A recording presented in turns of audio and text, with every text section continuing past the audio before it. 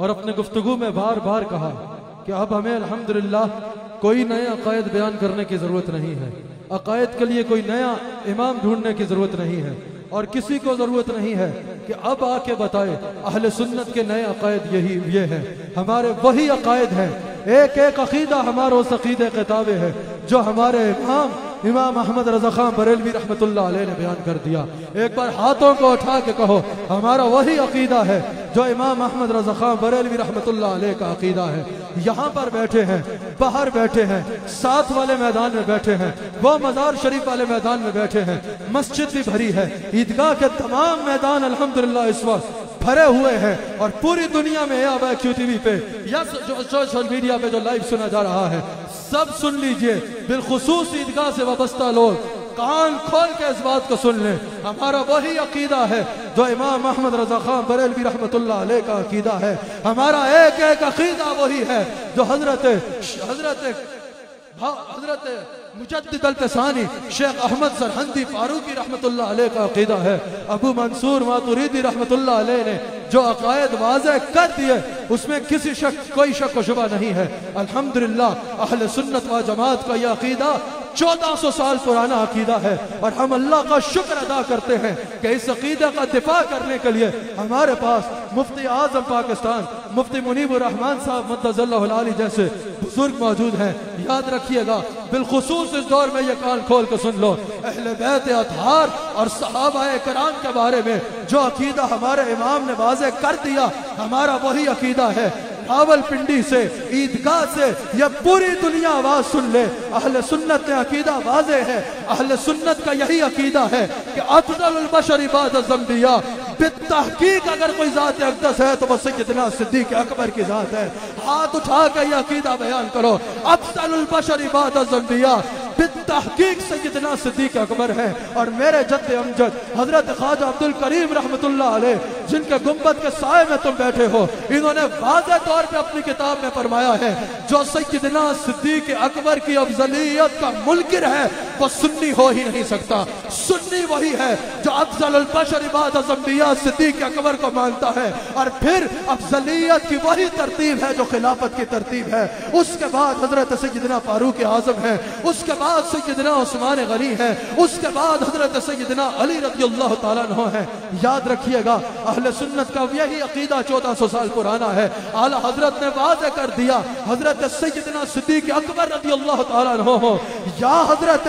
سیدنا امیر معاویہ رضی اللہ تعالیٰ عنہ ہو، حضور علیہ السلام کے کسی ایک صحابی پر بھی بکواس کرنے والا جہنمی کتوں میں سے کتا ہے۔ ہاتھ اٹھا کے اعلی حضرت کے اس عقیدے کی تصدیق کرو۔ رسول اللہ کے کسی ایک صحابی کے اوپر بھی بکواس کرنے والا جہنمی کتوں میں سے کتا ہے۔ اصحاب رسول کی توہین جو ہے وہ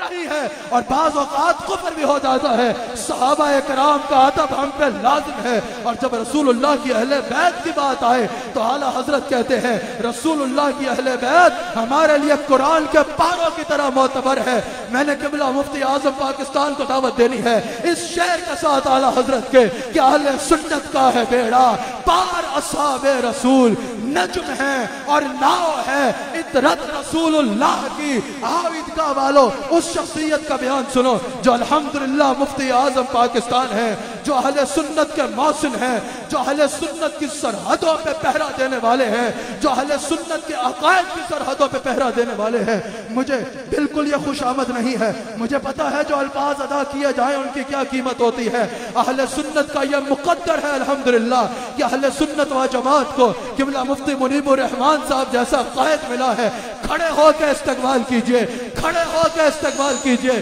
میں دعوت خطاب دیتا ہوں جناب مفتی اعظم پاکستان حضرت قبلہ مفتی منیب الرحمان صاحب مدظ اللہ العالی کو کہ تشریف لائیے اور عقائد اہل سنت پہ جو آپ نے پوری عمر دفاع کیا ہے، بلکہ ہاتھ اٹھا کے ہم خراج تحسین پیش کرتے ہیں۔ قبلہ مفتی منیب الرحمان صاحب ہم ہاتھ اٹھا کے آپ کو خراج تحسین پیش کرتے ہیں۔ مفتی صاحب یہ مجمع کھڑے ہو کے ہاتھ اٹھا کے کہتا ہے جس انداز میں آپ نے دین کی خدمت کی ہم آپ کو خراج تحسین پیش کرتے ہیں۔ نعرہ تکبیر،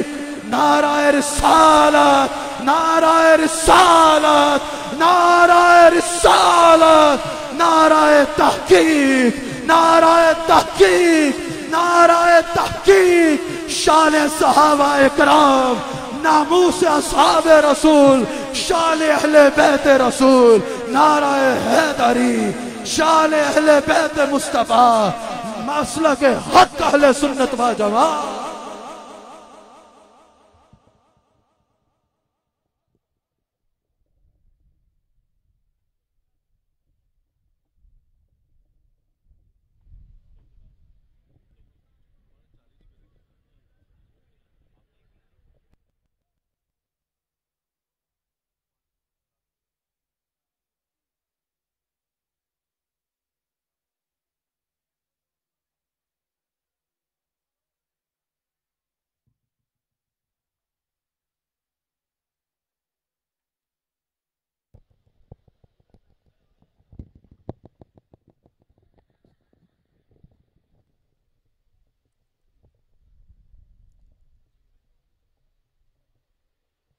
بسم اللہ الرحمن الرحیم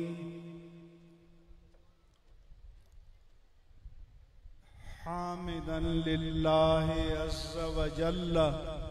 سبحانہ وتعالی ومصلیا ومسلما علی رسول اللہ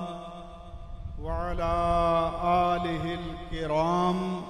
وصحبہ العظام اجمعین۔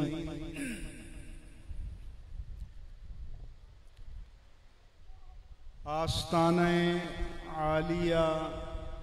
عیدگاہ شریف کے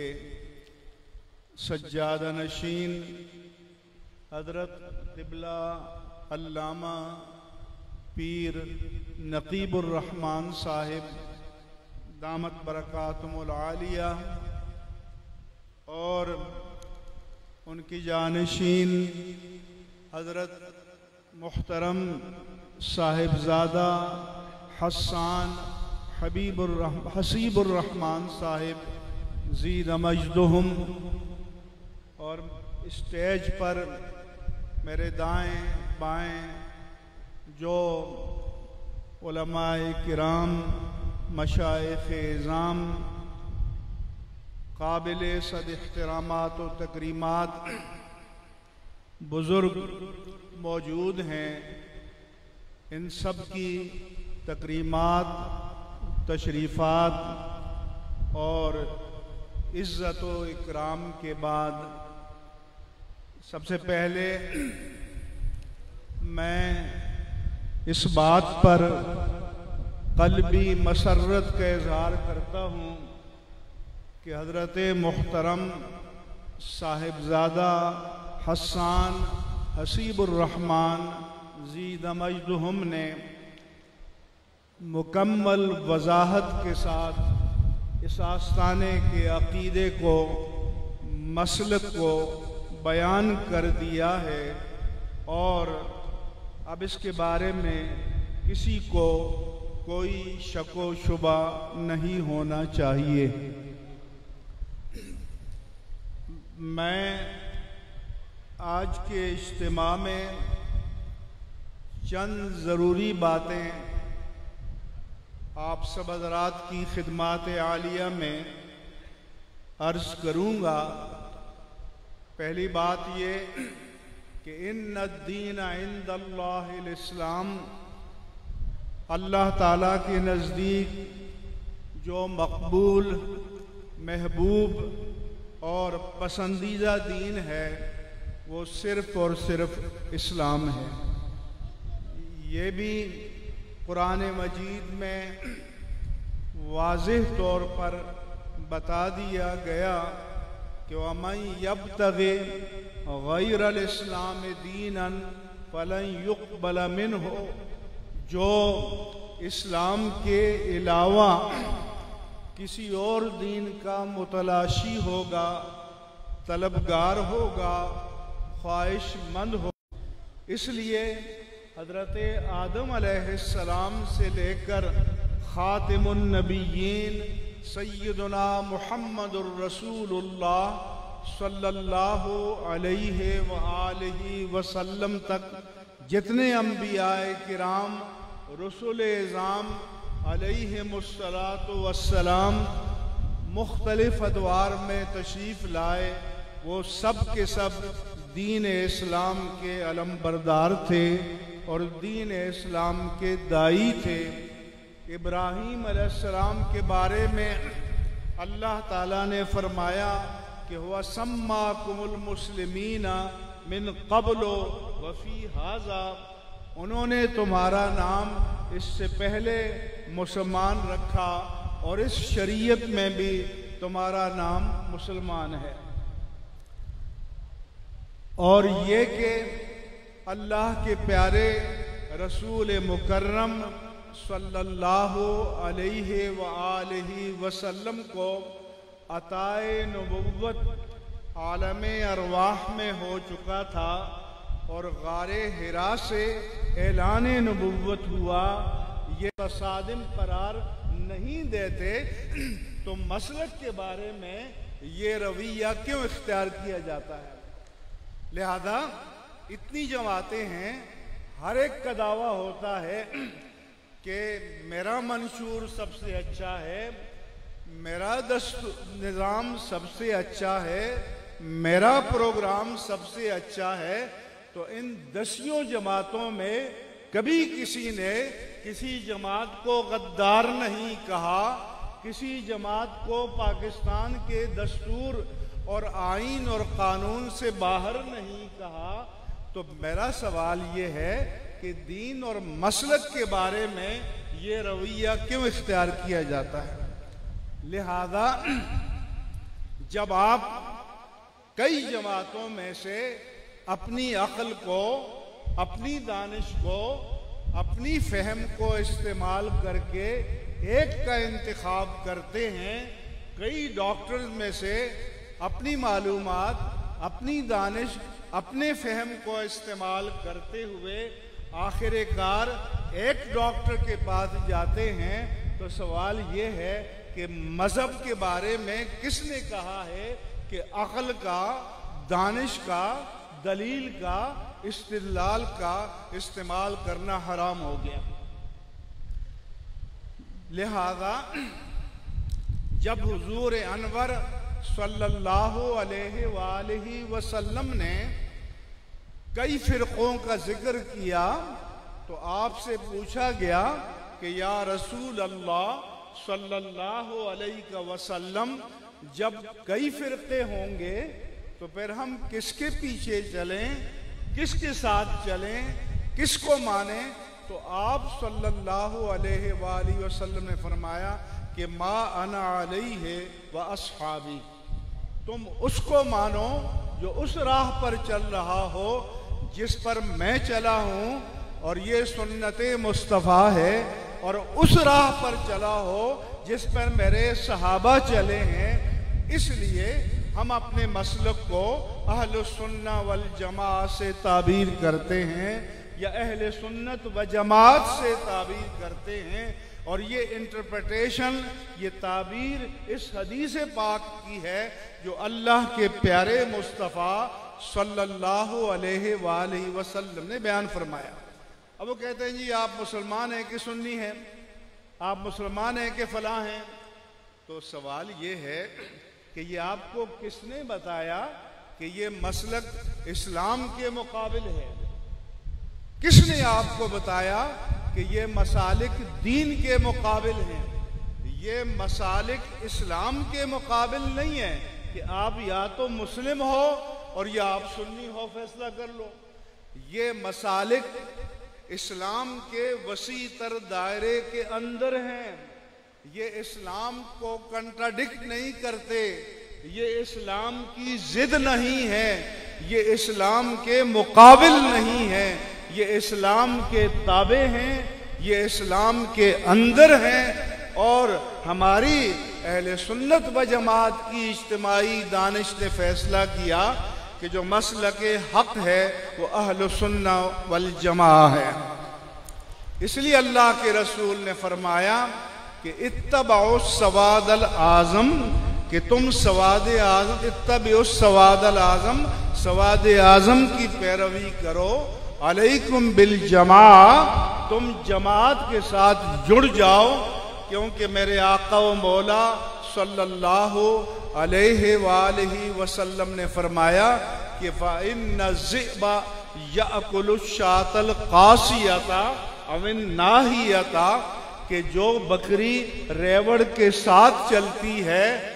वो महफूज रहती है, और जो बकरी रेवड़ से कट जाए और जुदा हो जाए भेड़िया उसे शिकार कर लेता है। इसलिए अहले सुन्नत व जमात को मेन स्ट्रीम के साथ चलना होगा। जो इससे कटकर जाएगा तो दीन के भेड़िए जो हैं, दीन के अलंबरदारों को शिकार करने वाले हैं, उसको शिकार कर लेते हैं। इसलिए अब अहलुस सुन्ना वल जमा क्या हैं? तो हमारे दीन की बुनियादें कुरान करीम है, सुन्नत मुस्तफ़ा है, क्योंकि सुन्नत व हदीस में फ़र्क आपके सामने होना चाहिए कि हदीस तो अक़वाले रसूल को, अफ़आले रसूल को, अहवाले रसूल को, सिफ़ाते रसूल को, तक़रीराते रसूल को कहते हैं, लेकिन सुन्नत से मुराद अत-तरीक़तुल मसलूक़तु फ़िद्दीन, कि अल्लाह के रसूल ने उम्मत की इत्तिबा के लिए, उम्मत की पैरवी के लिए, उम्मत के नमूने अमल के लिए जिस दीन को हमारे लिए मामूल बिही बनाया, वो सुन्नत मुस्तफ़ा कहलाता है। मिसाल के तौर पर हुजूर अनवर सल्लल्लाहु अलैहि वसल्लम का सौमे विसाल रखना, बग़ैर इफ्तार किए कई दिन तक रोज़ा रखना, या आपके अक़्द मुबारक में एक वक्त में 4 से ज़्यादा अज़वाज का होना, ये आपके का फ़ेल तो है, ये आपका अमल है, और लेकिन ये हमारे लिए सुन्नत नहीं है। क्यों? कि जब सहाबाए किराम ने आपकी देखा देखी सौमे विसाल रखा, शाम को इफ्तार किए बगैर मुसलसल रोज़ा रखा, तो 2 दिन के बाद वो बेहोश होकर गिरने लगे। तो आपने पूछा कि क्या हो गया? उन्होंने अर्ज़ किया कि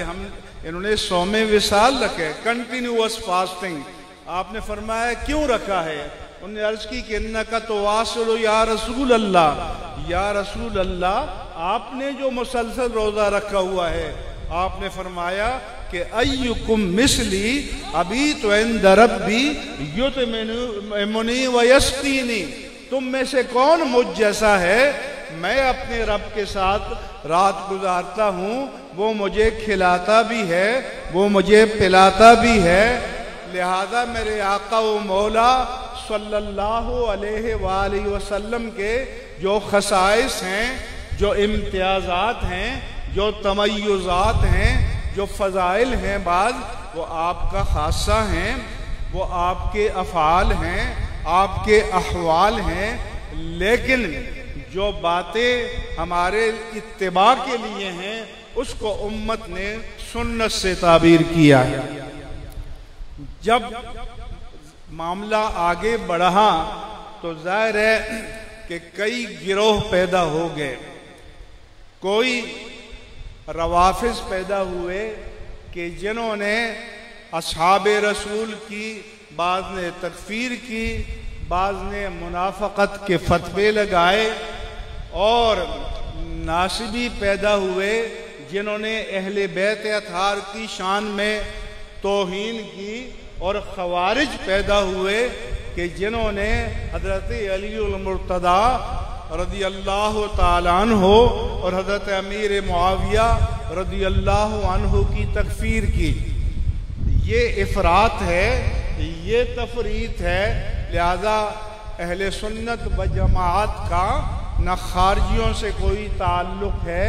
न नासबियों से कोई ताल्लुक़ है, न राफ़िदियों से कोई ताल्लुक़ है। हम अहले सुन्नत व जमात हैं। बाकी जिनके जो मरातिब हैं ان کو سب کو ہم مانتے ہیں بشرطے کہ حدود شرع کے اندر ہوں، کیونکہ اللہ کے رسول نے فرمایا کہ لا تأترونی کما اطرت النصارى المسیح ابن مریم، جیسے نصارہ نے مسیح ابن مریم علیہ السلام کی شان کو بیان کرنے میں شریعت کی حدود کو پامال کر دیا، ان کو توڑ دیا، اور اللہ کا نبی اور رسول ماننے کی بجائے اللہ کا بیٹا کہہ دیا،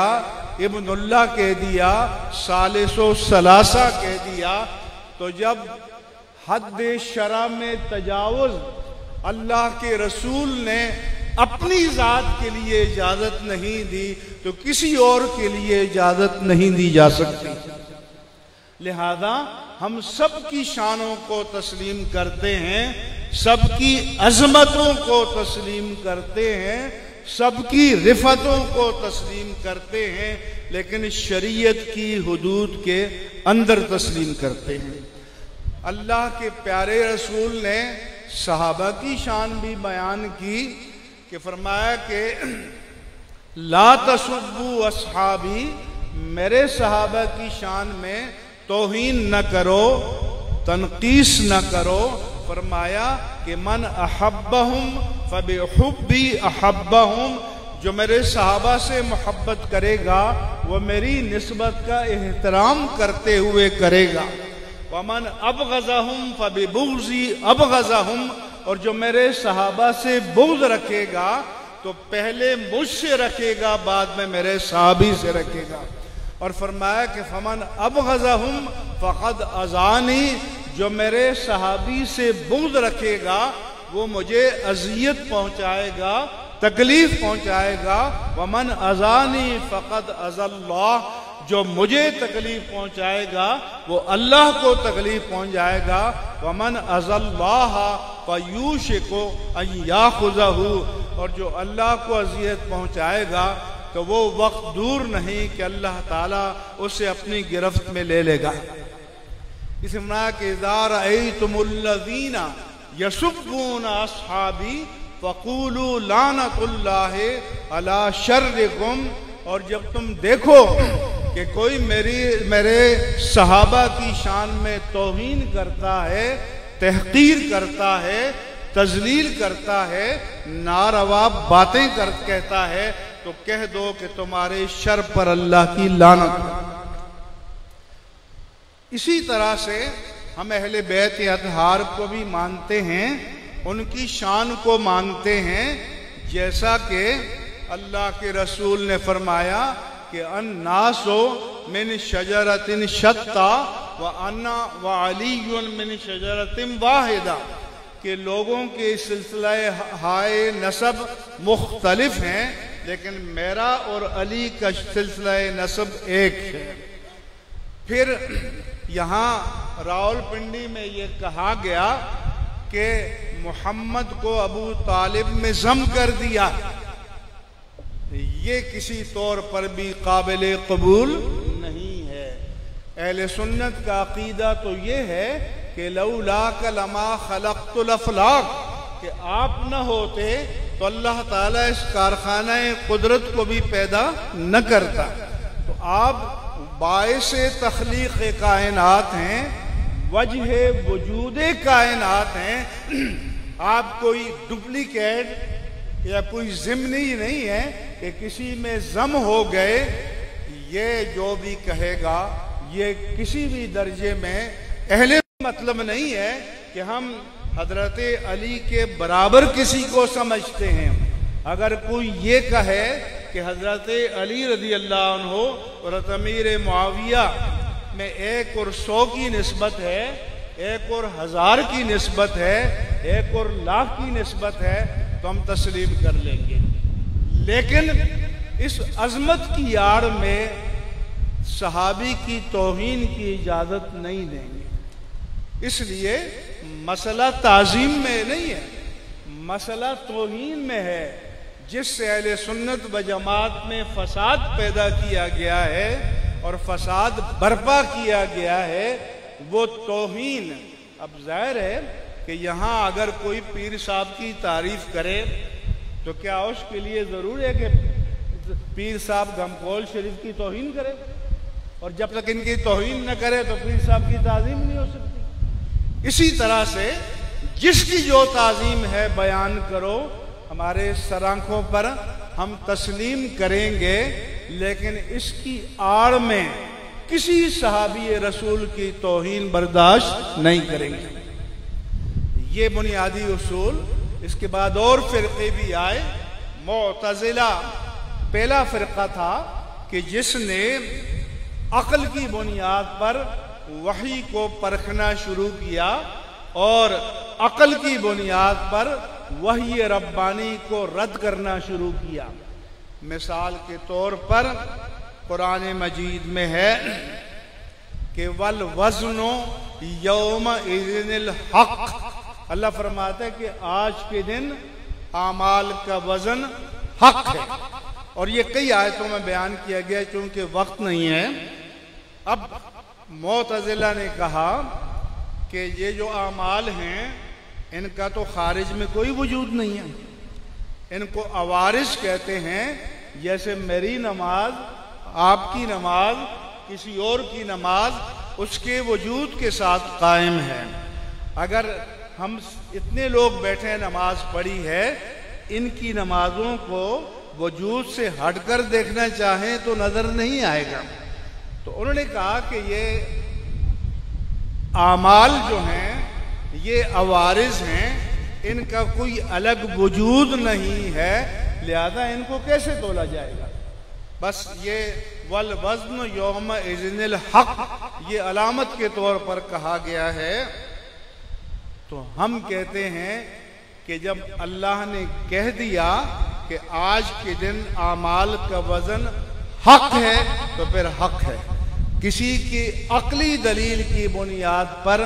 ہم قرآن کی نصوص کو، حدیث کی نصوص کو رد نہیں کریں گے۔ جیسے سر سید احمد خان نے کہا کہ انہوں نے معراج کے بارے میں حدیثیں بیان کی، ان پر کلام کیا، اور پھر یہ کہا اگر حدیث صحیح بھی ہو، جرح و تعدیل کے اصول پر حدیث صحیح بھی ہو، لیکن اگر وہ قانون فطرت اور لا آف نیچر کے خلاف ہے تو ہم اس کو رد کر دیں گے۔ تو انہوں نے کہا کہ ہم کہیں گے کہ صحابی کو سمجھنے میں غلطی ہو گئی۔ چنانچہ اسی اصول پر ان لوگوں نے، پرویز نے، سر سید نے، آج تک ان کے متبعین معجزات نبوی کا انکار کر رہے ہیں۔ تو ہم کہتے ہیں کہ حضور والا معجزہ کہتے ہی خارق عادت کو ہیں۔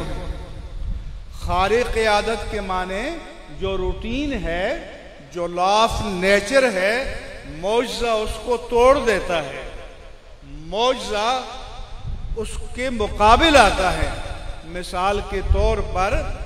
آپ پتھر اوپر پھینکیں تو وہ نیچے کو آئے گا۔ آپ آلات کی مدد کے بغیر کوئی آدمی کہے کہ میں اڑ رہا ہوں، اڑتا ہوں، تو آپ رد کر دیں گے۔ لیکن جب اللہ کے نبی کوئی دعویٰ کریں تو معجزہ کہتے ہی خارق عادت کو ہیں، لہذا ہم اس کو تسلیم کر لیں گے۔ اور پھر سارے معجزات جو قرآن مجید میں مذکور ہیں ان سب پر تفصیل کے ساتھ، دلائل کے ساتھ بات ہو سکتی ہے، لیکن ہم کہتے ہیں کہ جب اللہ تعالیٰ فرماتا ہے کہ اعمال کا وزن ہوگا تو پھر ہوگا۔ محدثین کرام نے اس کی تعویلات، توجیحات، تفصیلات بیان کی، ہم ان میں نہیں جا رہے ہیں۔ ہم کہتے ہیں کہ اللہ نے کہہ دیا کہ اعمال کا وزن ہوگا تو ہوگا، کیسے ہوگا یہ قیامت میں سب کو معلوم ہو جائے گا۔ لہذا جو آج کل لبرلزم کا فلسفہ ہے کہ عقل کی بنیاد پر مذہبی مسلمات کو اور نصوص قرآنی کو اور نصوص حدیث کو اگر کوئی رد کرے گا تو اس کو ہم کسی بھی صورت میں تسلیم نہیں کریں گے۔ جیسے آج کل لبرلزم کا فلسفہ ہے، اب آج کل ویسٹ میں جو نظام ہے وہ کیا ہے؟ وہ کہتے ہیں کہ ہماری کلیکٹیو وزڈم یا ہماری اجتماعی دانش جس چیز کو لیگلائز کر دے، جس چیز کو کہہ دے کہ ٹھیک ہے وہ ٹھیک ہے۔ مثلا ہم جنس پرستی LGBT+ آپ جانتے ہیں کہ مردوں کی ہم جنس پرستی، عورتوں کی ہم جنس پرستی، متضاد جنسی تعلق جس کو بائی سیکشول کہتے ہیں، ٹرانسجنڈر جن کو ہیجڑا یا زنخہ کہتے ہیں، اور اب اس سے آگے پلس بھی آ گیا ہے۔ پہلے تو تھا کہ LGBT لیز ہے، گیز ہے، بائی سیکشول ہے، ٹرانسجنڈر ہے، اب پلس ہو گیا۔ اب اس میں وہ اپنی جنسی خواہشات کو پوری کرنے کے لیے آلات کی دکانیں امریکہ میں، یورپ میں موجود ہیں، بلکہ ابھی میں ایک تحریر پڑھ رہا تھا کہ آگے یہ چیزیں حیوانات تک پھیل جائیں گی۔ تو اب ہمارا اور ان کا جو فلسفہ دین ہے وہ یہ ہے، لہذا ان کے ہاں یہ ساری چیزیں جائز ہیں، لیگل ہیں۔ امریکہ میں، یورپ میں ہم کہتے ہیں کہ وحی ربانی اٹل ہے۔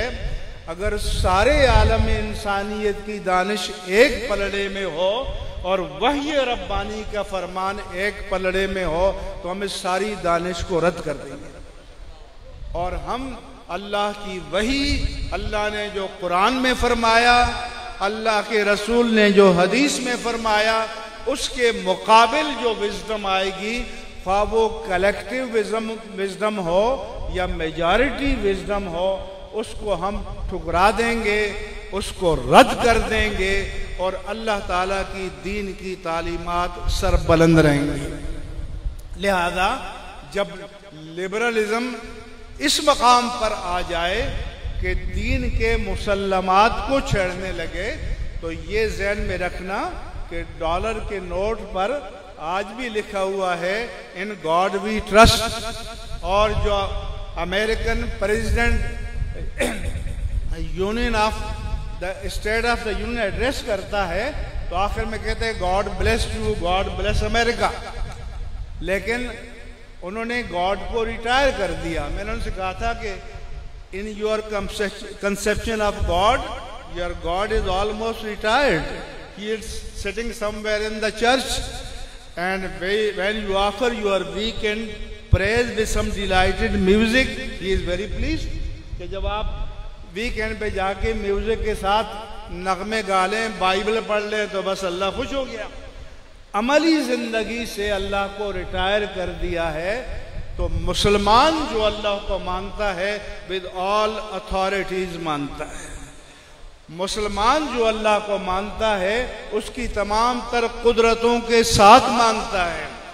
اس لیے تو فرمایا کہ ارائیت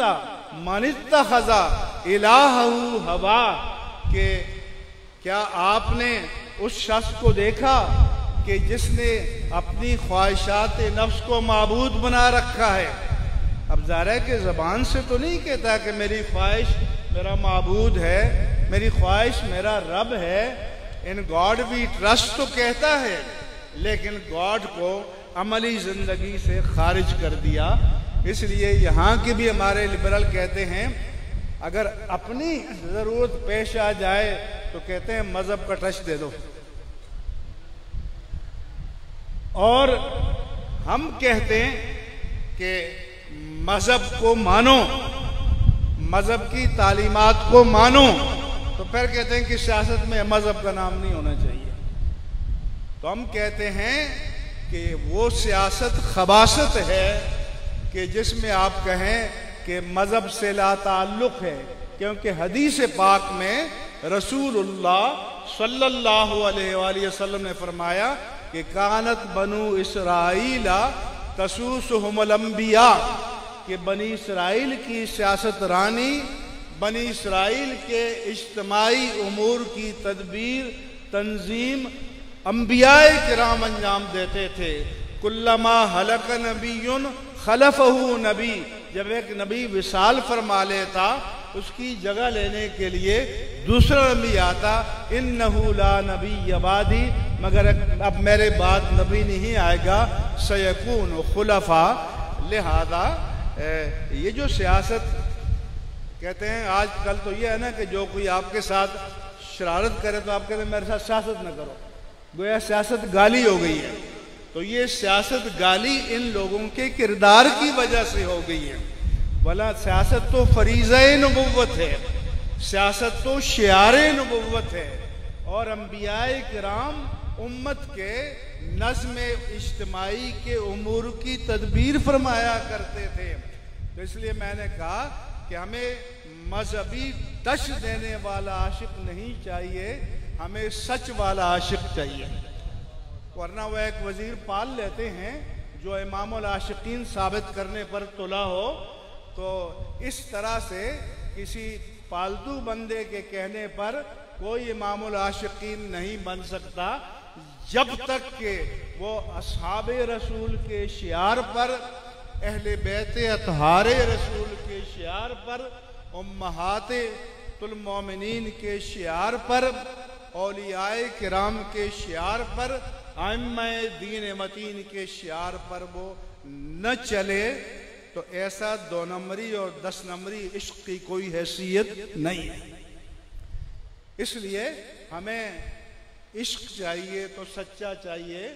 محبت رسول چاہیے تو سچی چاہیے، اور حق چاہیے، اور اس کے لیے کوئی ترجمان رکھنے کی ضرورت نہیں ہوتی۔ عشق مصطفیٰ عمل سے بولتا ہے، عشق مصطفیٰ قول سے بولتا ہے، عشق مصطفیٰ فعل سے بولتا ہے، عشق مصطفیٰ انداز و اطوار سے بولتا ہے۔ اس لیے اس کے لیے پراپیگنڈا مشینری کی ضرورت نہیں ہے۔ کچھ لوگوں نے کہ رحمت العالمین اتھارٹی بنا لی تاکہ کہہ دیں کہ ہم تو عاشق مصطفیٰ ہو گئے۔ میں نے کہا کہ رحمت العالمین اتھارٹی چھوڑو، رحمت العالمین کو اتھارٹی مان لو، اور جس دن تم رحمت العالمین عالمین سیدنا محمد الرسول اللہ صلی اللہ علیہ وآلہ وسلم کو اتھارٹی مان لو گے، ہم آپ کے ساتھ کھڑے ہو جائیں گے۔ لیکن یہ جو 2 نمبریاں ہیں اور 10 نمبریاں ہیں، دین کے میدان میں یہ سارے ہیلے، یہ سارے حربے، یہ ساری تدبیریں کسی بھی صورت میں قبول نہیں ہوں گی۔ اس کے بعد ہمارے اور دوسرے حضرات کی سوچ میں فرق کیا ہے؟ مثال کے طور پر ترجمہ قرآن کو لے لیجئے، وَظَنُّونَ اِذْ ذَهَبَ مُغَاضِبًا فَظَنَّ أَن لَّن نَّقْدِرَ عَلَيْهِ، یہ سارے ترجمے آن دا ریکارڈ موجود ہیں کہ اور مچھلی والا نبی جب وہ غصے میں چلا اپنی قوم سے ناراض ہو کر، یعنی تو انہوں نے گمان کیا، انہوں نے ترجمہ کیا کہ ہم پر قابو نہیں پا سکیں گے، کیونکہ قدرہ یقدرو کے ایک معنی قدرت کے بھی ہیں، تو وہ تو اللہ کے نبی تھے۔ ہم جیسا ادنا ادنا ادنا ادنا مسلمان بھی کبھی یہ تصور کر سکتا کہ اللہ ہم پر قابو نہیں پا سکے گا؟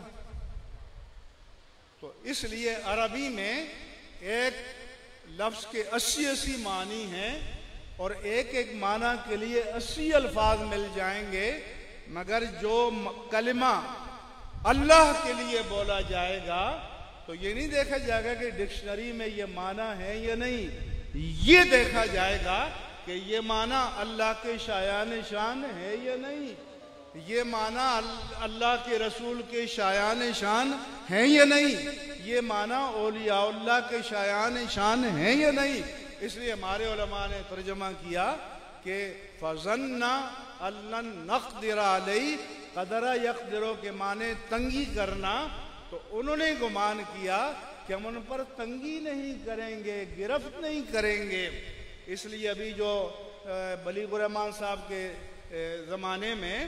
ایک جوائنٹ کمیٹی بنائی تو اس میں اس طرح کے تراجم کو اب ریکٹیفائی کیا گیا ہے اور وہ متفقہ ترجمہ موجود ہے۔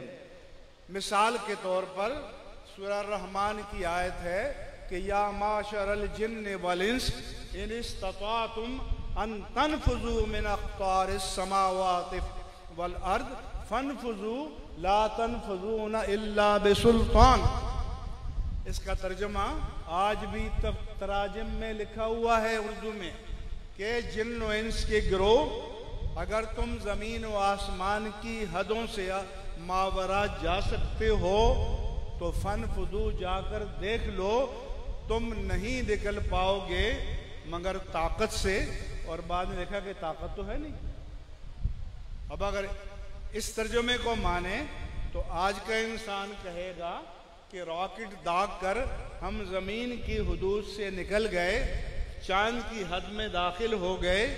واپس راکٹ داغ کر زمین کی گریویٹی سرکل میں داخل ہو گئے۔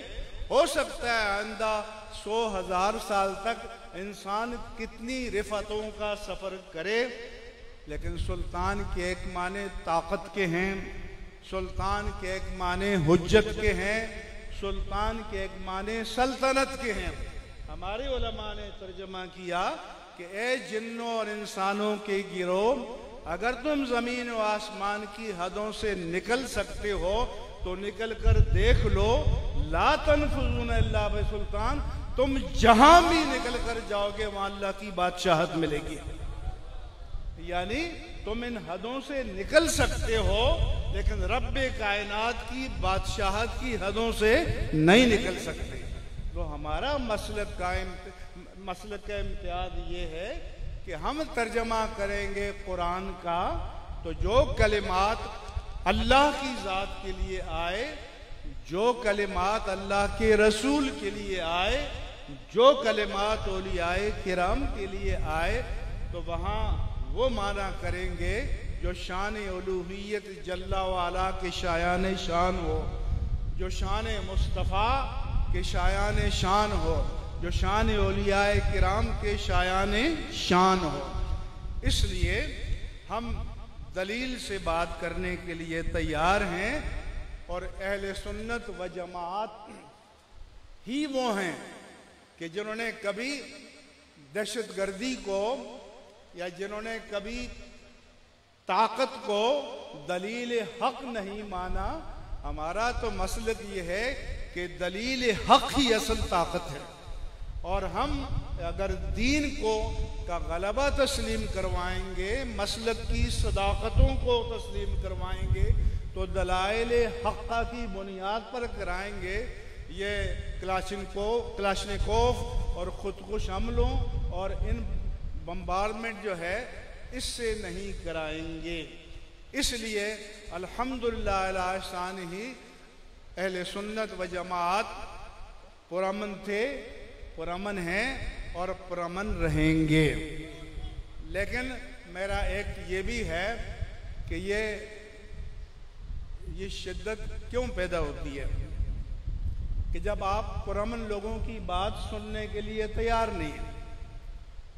میں لکھتا بھی رہتا ہوں، یہ اتنا بڑا مجمع ہے، یہ کسی سیاستدان کے سامنے ہو کہ ہمارے میڈیا کے بزرگ جو ہیں مسلسل دکھائیں گے نان اسٹاپ، لیکن کیا یہ اس ملک کے شہری نہیں ہیں؟ کیا یہ پاکستان کے ووٹر نہیں ہیں؟ کیا ان کے انسانی حقوق نہیں ہیں؟ تو ہزارہ کے اعتبار سے ہوتا ہے، لیکن مذہبی لوگوں کو دکھانا ممنوع ہے۔ دوسروں کے آگے چند سو چند ہزار بھی ہو، ان کو نان اسٹاپ دکھایا جائے گا۔ تو اگر آپ جمہوریت کی بات کرتے ہو، اگر آپ اقدار کی بات کرتے ہو، اگر آپ ویلیوز کی بات کرتے ہو، تو پھر آپ کا کام ہے کہ میڈیا کے ہاتھ میں جو ترازو ہے تو وہ پھر اس میں ڈنڈی نہیں مارنی چاہیے، آپ صحیح تصویر پیش کر دیں۔ قوم کا کام ہے کہ جس کے حق میں چاہے فیصلہ کرے، لیکن میں نے ایک مقتدر شخصیت سے کہا تھا کہ جن کو 25 لاکھ ووٹ ملے ہیں، نظام انتخاب یہ ہے کہ سسٹم میں ایک بندہ بھی ان کا کھڑا نہیں ہے، تو اب اپنی بات اگر پہنچانا چاہیں گے تو کیسے پہنچ جائیں گے؟ اچھا، جب تک جا کے کوئی روڈ کو بلاک نہ کرے آپ بات نہیں کرنے کے لیے تیار، آپ بات سننے کے لیے تیار نہیں ہیں، تو میں کہتا ہوں کہ اگر آپ اس ملک میں شرافت کو فروغ دینا چاہتے ہو، امن کو فروغ دینا چاہتے ہو، سلامتی کو فروغ دینا چاہتے ہو، تو پرامن لوگوں کی تکریم کرو، پرامن لوگوں کو عزت دو، اور ان کے بھی ان جمہوری اور انسانی حقوق کو تسلیم کرو جو دوسروں کے آپ تسلیم کرتے ہیں۔ اگر ہمارا میڈیا، اگر ہمارے سارا الیکٹرانک اور پرنٹ میڈیا یہ عدل پہ آ جائے، انصاف پہ آ جائے، تو میں سمجھتا ہوں کہ پھر کسی کو انتہا پسندی کی طرف جانے کی کوئی ضرورت نہیں ہوگی۔ لہذا اہل سنت و جماعت، اہل السنہ والجماعہ یہ پرامن لوگ تھے،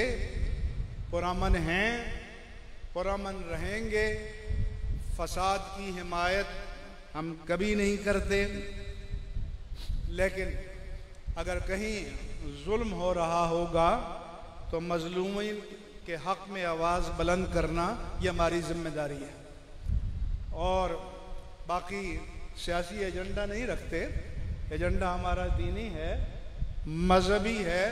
اور جو لوگ سیاست میں ہیں وہ اپنا شوق پورا کریں، لیکن یہ مت سمجھنا کہ آپ جو بھی کریں گے اس کو انڈورس کیا جائے گا۔ ہماری دینی ذمہ داری ہے کہ ہم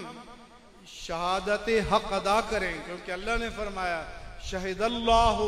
انہ لا الہ الا ہو والملائکۃ واولو العلم قائما بالقسط۔ اللہ فرماتا ہے کہ اللہ تعالیٰ خود اپنی احدیت، اپنی وحدانیت اور معبود مطلق ہونے کی گواہی دے رہا ہے، اور فرشتے بھی گواہی دے رہے ہیں، اور صاحبان علم عدل پر قائم رہتے ہوئے گواہی دے رہے ہیں۔ تو اللہ تعالیٰ نے صاحبان علم کی شہادت کو اپنی اور فرشتوں کی شہادت کے ساتھ ملا کر بیان کر کے بتا دیا کہ علماء حق کی ہر دور میں ذمہ داری ہے کہ کلمہ حق بیان کریں، اگر کہیں غلط بات ہو رہی ہے تو اس کے خلاف صدائے احتجاج بلند کریں۔ آج کل چلتے چلاتے ٹیلی فون آتے ہیں کہ جی فلاں بات ہو گئی ہے، مفتی صاحب بات کریں، تو آج کل میں چلتے چلاتے بات نہیں کرتا۔ کیوں کہ ہم سے بات کریں گے، 1 منٹ 2 منٹ بات کی وہ کٹ ہو جائے گا، اس کے بعد اپنی عمارت تعمیر کریں گے۔ ہاں، آمنے سامنے بیٹھے ہوں گے تو پھر دلیل سے بات ہوگی تاکہ دوسرے کی بات کو کاؤنٹر بھی ہم کر سکیں، لیکن پھر وہ جو اینکر ہے وہ اپنے آپ کو مفتی اعظم بنا لیتا ہے اور وہ حق اور باطل کے فیصلے کرنے بیٹھ جاتا ہے۔ تو اس لیے ہم ان کے لیے آلہ کار یا ٹول نہیں بن سکتے۔ ہاں، جہاں یہ موقع ہوگا کہ ہم دین کی بات کو، حق کی بات کو پوری دلیل کے ساتھ بیان کر سکیں، دوسرے کی بات کو دلیل کے ساتھ رد کر سکیں، تو پھر دین کی ترجمانی کرنا یہ ہماری ذمہ داری ہے۔ مداہنت اور دین کے معاملے میں کسی کی بے جا رعایت یا کسی کی طرفداری کرنا یہ علماء حق کا انسانی اسلامی تاریخ میں کبھی بھی شعار نہیں رہا، اور علماء ربانیین اور علماء حق ہمیشہ شہادت حق دیتے رہے، اور ہم بھی اگرچہ معمولی ہیں ان اکابر کے سامنے، تو ہم اتنے میں نہیں ہیں کہ سورج کے سامنے ذرہ یا سمندر کے سامنے قطرہ، لیکن جتنی ہماری بساط ہے انشاءاللہ تعالی ہم کلمہ حق کہتے رہیں گے، صدائے حق بلند کرتے رہیں گے۔ قبرستان میں جب سب طرف سکوت ہو تو اذان دیتے رہیں گے۔ اللہ تبارک و تعالی سب کو اس کی توفیق عطا فرمائے۔ آپ کا بہت بہت شکریہ۔ وما علی الا البلاغ المبین۔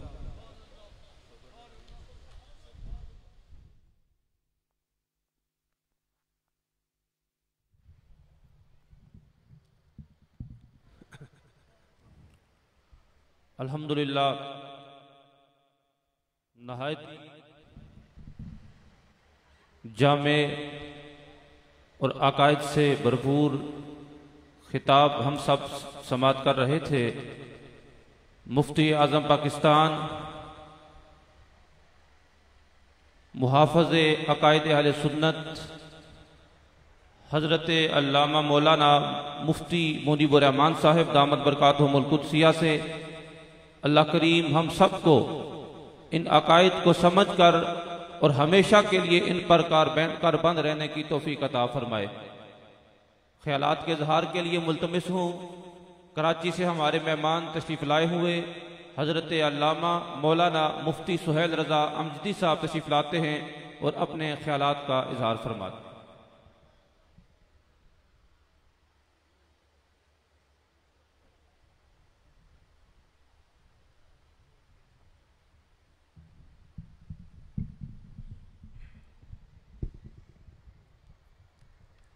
اعوذ باللہ من الشیطان الرجیم بسم اللہ الرحمن الرحیم الحمد للہ المتوحد بجلالہ المتفرد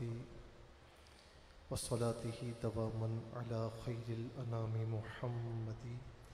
صلی اللہ تعالی علیہ وسلم والآل والاصحاب هم مأوى عند الشدائد فإلى العظيم تبسل بكتابه وبأحمد صلى الله تعالى عليه وسلم أما بعد فأعوذ بالله من الشيطان الرجيم بسم الله الرحمن الرحيم قال الله عز وجل في القرآن العظيم ما ودعك ربك وما قلى وللآخرة خير لك من الأولى وَلَسَوْفَ يُعْطِيكَ رَبُّكَ فَتَرْضَى صدق اللہ العلی العظیم وصدق رسولہ النبی الکریم علیہ وعلا آلہ افضل الصلاة والتسلیم ونحن علی ذلك لمن الشاہدین والشاکرین والحمد للہ رب العالمین۔ ایک مرتبہ بلند آواز سے درود پاک پڑھ لیجئے۔ اللہم بلند آواز سے اللہم صلی علی سیدنا و مولانا محمد معدن الجود والکرم منبع العلم والحلم والحکم و آلہ الکرام و اصحابہ العظام وبارک وسلم۔ محمد سید الکونین والثقلین والفریقین من عرب ومن عجم مولایا صلی وسلم دائما ابدا علی حبیبک خیر الخلق کلہم۔ اللہ تبارک و تعالیٰ کی بارگاہ میں اس کی شان کے لائق حمد و ثنا اس کے پیارے محبوب احمد مجتبی محمد مصطفیٰ صلی اللہ تعالیٰ علیہ وآلہ وسلم کی جناب میں کروڑہا درود و سلام کے بعد یہاں اسٹیج پر تشریف فرما میرے انتہائی محترم المقام مفتی اعظم پاکستان مفتی منیب الرحمان صاحب زید مجدہ اور سلسلہ عالیہ درگاہ عالیہ محمدیہ عیدگاہ شریف کے سجادہ نشین حضرت الحافظ پیر طریقت رہبر شریعت قبلہ نقیب الرحمان صاحب زید مجدہ صاحبزادہ والا شان حضرت حسان حسیب الرحمان صاحب اطال اللہ عمرہ، جتنے مشائخ جتنے قابل احترام علماء کرام یہاں موجود ہیں، شخصیات موجود ہیں، میں بغیر کسی تمہید کے چند باتیں عرض کی دیتا ہوں، گو کہ مفتی اعظم پاکستان اور صاحبزادہ والا شان کے بعد بات کرنا بنتی نہیں ہے، لیکن مجھے حکم ملا ہے۔ ما ودعک ربک وما قلی، یہ آیت کریمہ اس کا ترجمہ یہ ہے کہ ما ودعک ربک وما قلی کہ محبوب آپ کو آپ کے رب نے نہ چھوڑا ہے نہ ناراض ہوا ہے۔ یہ کون کہہ رہا ہے؟ رب تعالیٰ قرآن کریم میں فرما رہا ہے۔ ایک روایت کے مطابق چند عرصے تک 12 دن تک، یا ایک روایت کے مطابق 25 روز تک، اور سیرت میں موجود ہے کہ تقریباً 1.5 سال تک جب وحی مبارکہ کا نزول موقوف ہوا، یاد رکھنا کہ موقوف ہوا ہے، موقوف وقف سے ہے، رکا، منقطع نہیں ہوا، تو لوگوں نے باتیں بنانا شروع کر دیں کہ محمد صلی اللہ علیہ وسلم کو ان کے رب نے چھوڑ دیا ہے۔ کسی نے کہا کہ ان کا رب ان سے ناراض ہو گیا ہے۔ اس کا جواب کسی اور نے نہیں بلکہ خود قرآن کریم میں اللہ رب العالمین نے دیا کہ محبوب آپ کے رب نے یہ کیا کہتے ہیں کہ آپ کو چھوڑ دیا، آپ سے ناراض ہوا۔ محبوب آپ کے رب نے نہ آپ کو چھوڑا ہے نہ آپ سے ناراض ہوا ہے، بلکہ آپ سے تو ایسا راضی ہے کہ وَلَلْآخِرَةُ خَيْرٌ لَكَ مِنَ الْأُولَى،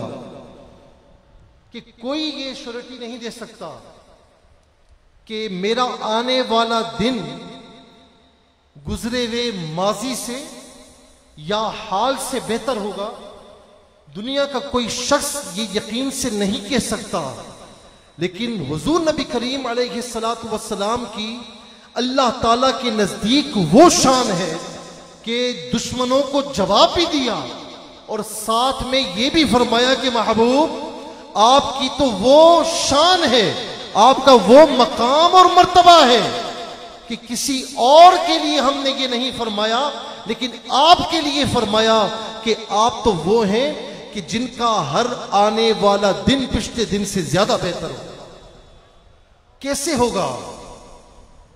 آنے والا دن پچھلے دن سے کیسے بہتر ہوگا؟ آنے والا دن تو بہتر ہے۔ ہم ذرا پیچھے کی بات کر لیں نا، زمانہ ماضی کی بات کر لیں